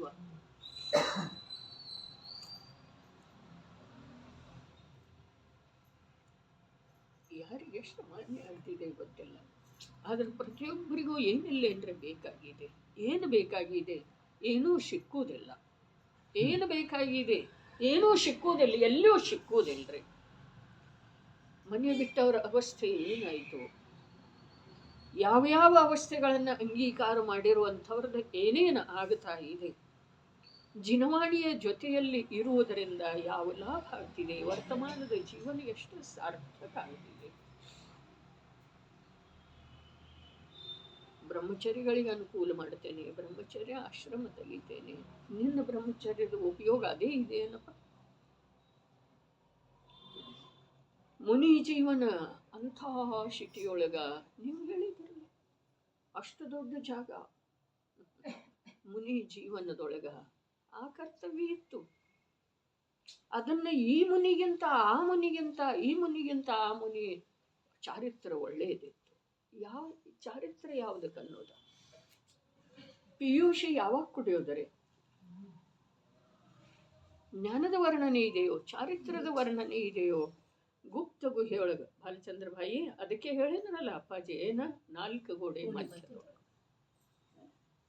4 ಗೋಡೆ ಮಧ್ಯದೊಳಗೆ ಕೂತ ಅಧ್ಯಯನ ಮಾಡಬೇಕಾಗ್ತಿದೆ. ಕಿಟಕಿ ಇದ್ರೆ ಹೊರಗೆ ನೋಡಿದ್ರೆ ಆಯ್ತು, ಪರಿಣಾಮ ಕೆಟ್ಟಿತ್ತು. ಬಾಗಿಲ ತೆರೆದು ಹೊರಗೆ ಬರುವ ಮಾತಂತೂ ಇಲ್ಲವೇ ಇಲ್ಲ. ಕಿಟಕಿ ಬಾಗಿಲ ತೆರೆದು ಹೊರಗೆ ನೋಡಿತು ಅಂತಂದ್ರೆ ಪರಿಣಾಮ ಕೆಟ್ಟು. 4 ಕಡೆ ಗೋಡೆನೆ, ಏನ್ ನೋಡೋದು? ಆತ್ಮ ಕಲ್ಯಾಣ ಹಾಗೆ ಹೋಗ್ತಾ ಹೋಗ್ತಾ ಆಗೋದಿಲ್ಲ. ವೇಷದಿಂದ ಆಗೋದಿಲ್ಲ, ಭಾಷೆಯಿಂದ ಆಗೋದಿಲ್ಲ. ಅವೆಲ್ಲ ಪರದ್ರವ್ಯದವರು. ವೇಷ ಪರದ್ರವ್ಯ ಇದೆ, ಭಾಷೆ ಪರದ್ರವ್ಯ ಇದೆ, ಆಹಾರ ಪರದ್ರವ್ಯ ಇದೆ, ಸ್ಥಾನ. ಅಲ್ಲಿ ಸಿದ್ಧ ಕ್ಷೇತ್ರ ಮೇಲೆ ಹೋದನು, ಇಲ್ಲಿ ಹೋದನು, ಅಲ್ಲಿ ಹೋದನು. ಹೋಗುವುದರಿಂದ ಎಲ್ಲಿ ಹೋದರೆ ಏನಾಗುವುದಿಲ್ಲ. ನಿಜದೊಳಗೆ ತಾನು ನಿಜದ ಮಹಿಮೆಯನ್ನು ತಿಳ್ಕೊಂಡು ನಿಜದ ಮೂಲಕ ನಿಜದ ಸಲುವಾಗಿ ನಿಜದೊಳಗೆ ಹೋಗೋದಿಲ್ಲ. ಹೊರಗೆ ಎಲ್ಲಿಯೋ ನಾವು ಎಲ್ಲೂ ಹೋದ್ರೂ ಯಾವ ಸ್ಥಾನ ನಮಗೆ ಆಶ್ರಯ ಕೊಡುವುದಿಲ್ಲ. 3 ಕಾಲದಲ್ಲಿ ಎಲ್ಲಿಯೂ ಹೋಗಿಲ್ಲ ನಾವು. ಎಲ್ಲಿ ಹೋದ್ರೂ ಮುಖಭಂಗನ ಆಗೋದು. ಎಲ್ಲಿ ಹೋದ್ರೂ ಹೋಗೋದು ಎಲ್ಲಿದೆ? ಎಲ್ಲಿ ತನ್ನದೇ ಆದಂಥ ಸ್ವಾಧೀನ, ಅಲ್ಲಿ ಯಾರೂ ತಮ್ಮನ್ನು ಹೊರಗೆ ಹಾಕುವವರಿಲ್ಲ, ಯಾರೂ ಪ್ರತಿಬಂಧ ಮಾಡುವವರಲ್ಲ. ಆದರದಿಂದ ತನ್ನ ಸಮಗ್ರ ಐಶ್ವರ್ಯವನ್ನ ಧಾರೆ ಎರುವಂತಹ ಧ್ರುವ ದ್ರವ್ಯದ ಕಡೆಗೆ ಹೋಗೋದಿದೆ. ಆದ್ರ ಪರಿಸ್ಥಿತಿ ಹೀಗಾಗಿದೆ. ಸತ್ಯ ಒಂಚೂರು ಲಕ್ಷ್ಯದೊಳಗೆ ಬಂದ್ರೂ ಅದನ್ನೂ ಬಿಟ್ಕೊಡುವ ಧೈರ್ಯ ಇಲ್ಲ. ಅಸತ್ಯ ಇದೆ, ಇದೆಲ್ಲ ಅಸತ್ಯ ಇದೆ ಅಂತ ಹೇಳಿದ್ರೂ ಅದರಲ್ಲಿ ಪ್ರವೇಶ ಮಾಡದ್ದ ನಮ್ಮ ಮನಸ್ಸು ಕೇಳುವುದಿಲ್ಲ. ಹಿಂಗಾಗಿ ಇದು ಪರಿಸ್ಥಿತಿ. ಹೌದು ಅಥವಾ ಇಲ್ಲ? ನಮ್ಮ ಮನಸ್ಸು ಕೇಳೋದಿಲ್ಲ. ಅದೆಲ್ಲ ಅರೆ ಇಲ್ಲೇನಿಲ್ಲ ಅನಿಸಿದ್ರೂ ಕೂಡ ಅಲ್ಲಿ ಇಲ್ಲೇ ಇದೆ ಸರ್ವಸ್ವ ಅಂಥೇಳಿ ಒಂಚೂರು ಯಾವತ್ತಾದರೂ ನಮ್ಮ ಅಂತರಂಗ ಹೇಳಿದ್ರೂ ಕೂಡ ಧೈರ್ಯ ಇಲ್ಲ ಅದನ್ನೇ ಪ್ರಾಪ್ತ ಮಾಡ್ಕೊ. ಇಂಥ ದುವಿಧಾ ಒಳಗೆ ಸಿಲುಕಿಕೊಂಡಿದೆ ಇಂದಿನ ಜಗತ್ತು. ಧರ್ಮ ಅಸ್ತಪ್ರಾಯ ಆಗಿದೆ ನೋಡ್ರಿ. ಯಾರ ಜೊತೆಗೆ ಏನು ಮಾತಾಡಿದ್ರೂ ಹುರುಳಿಲ್ಲದ ಮಾತಾಡೋರೆ, ಏನೂ ಸಿಕ್ಕುವುದಿಲ್ಲ. ಅದಕ್ಕೆ ಮುನಿರಾಜರ ಮಾತಾಡಿ ಏನು ಮಾಡೋದಿಲ್ಲ, ಏನೂ ಸಿಕ್ಕೋದಿಲ್ಲ ಮಾತಿನಿಂದ. ಇಲ್ಲಿ ಈ ಸಮ್ಯಕ್ ದೃಷ್ಟಿ ಜೀವ ಏನು ಮಾಡ್ತಾ ಇದ್ದಾನೆ ನಮಗೆ ಕಾಣಿಸ್ತಿದೆ. ದೇವ ಪೂಜಾ, ಗುರು ಉಪಾಸನೆ, ಶಾಸ್ತ್ರ ಸ್ವಾಧ್ಯಾಯ ಅವಶ್ಯವಾಗಿ ಕಾಣಿಸ್ತಿದೆ, ಮಾಡ್ತಾನೆ ಇದ್ದಾನೆ. ಯಾಕೆ ಅಂತಂದ್ರ ಅಲ್ಲೇ ಅವನಿಗೆ ನಿಜ ಸ್ವರೂಪ ಸ್ಪಷ್ಟ ಆಗ್ತಾ ಇದೆ. ಅದನ್ನು ಬಿಟ್ಟು ಅನ್ಯ ಕ್ಷೇತ್ರದೊಳಗೆ ಆಗೋದನೇ ಇಲ್ಲಲ್ಲ. ಅನ್ಯ ಕ್ಷೇತ್ರದೊಳಗನೂ ಪ್ರವೃತ್ತಿ ಮಾಡ್ತಾನೆ, ಹೆಂಡ್ರ ಮಕ್ಕಳನ್ನೂ ನೋಡ್ತಾನೆ, ಜೀವನೋಪಾಯನೂ ಮಾಡ್ತಾನೆ. ಆದ್ರೆ ಅದು ಅನಿವಾರ್ಯ, ಅವಶ್ಯಕ ಇದೆ ಅಂಥೇಳಿ ಮಾಡ್ತಾನೆ. ಎಲ್ಲರೂ ಮಾಡ್ತಾ ಇದ್ದಾರೆ ಅಂಥೇಳಿ ಮಾಡುವುದಿಲ್ಲ, ಎಲ್ಲರಿಗಿಂತ ಹೆಚ್ಚು ಮಾಡಿ ತೋರಿಸಬೇಕು ಅಂಥೇಳಿನೂ ಮಾಡುವುದಿಲ್ಲ. ಸಮ್ಯಕ್ ದೃಷ್ಟಿಯ ಜೀವನ್ ಅಂತರ್ಬಾಹ್ಯ ಪ್ರವೃತ್ತಿ, ಆಂತರ್ಯದೊಳಗೆ ಯಾವ ಪ್ರಕಾರದ ಪ್ರವೃತ್ತಿ ಇದೆ, ಬಾಹ್ಯದೊಳಗಿನ ಪ್ರವೃತ್ತಿಗೆ ಯಾವುದು ಆಧಾರ ಇದೆ, ಯಾವುದು ನಮ್ಮ ಲಕ್ಷ್ಯದೊಳಗೆ ಬರ್ತಾ ಇಲ್ಲ. ನಾವು ಹಾಗೆ ಇದೇವಲ್ಲ, ಅದು ಮಾಡ್ತಾ ಇದು ಮಾಡ್ತೇವಂತೇವ್ರೆ. ಹಾಗೆ ಸಾಧ್ಯ ಇದೆ? ಸಾಧ್ಯ ಇಲ್ಲ. ತಮ್ಮ ಅಂತರಂಗವನ್ನು ಕೇಳಿ ನೋಡೋದ, ಅದು ಹ್ಞೂ ಅಂತೂ ಅಂತಂದ್ರೆ ಮಾಡೋದ, ಅದು ಯಾವಾಗೂ ಮೋಸ ಮಾಡೋದು ಸಾಧ್ಯ ಇಲ್ಲ. ಅದರ ಧ್ವನಿ ಕಡೆಗೆ, ಅದರ ಕಡೆಗೆ ನಮ್ದು ಲಕ್ಷಣ ಇಲ್ಲ. ಹೊರಗೆ ಡೋಲು ಬಾರಿಸ್ತಾ ಇದೆಯಲ್ಲ, ಅಲ್ಲೇ ನಾವು ಓಡಿ ಹೋಗ್ತಾ ಇದ್ದೇವೆ. ಸಮಯ ಆಗಿದೆ ನೋಡು.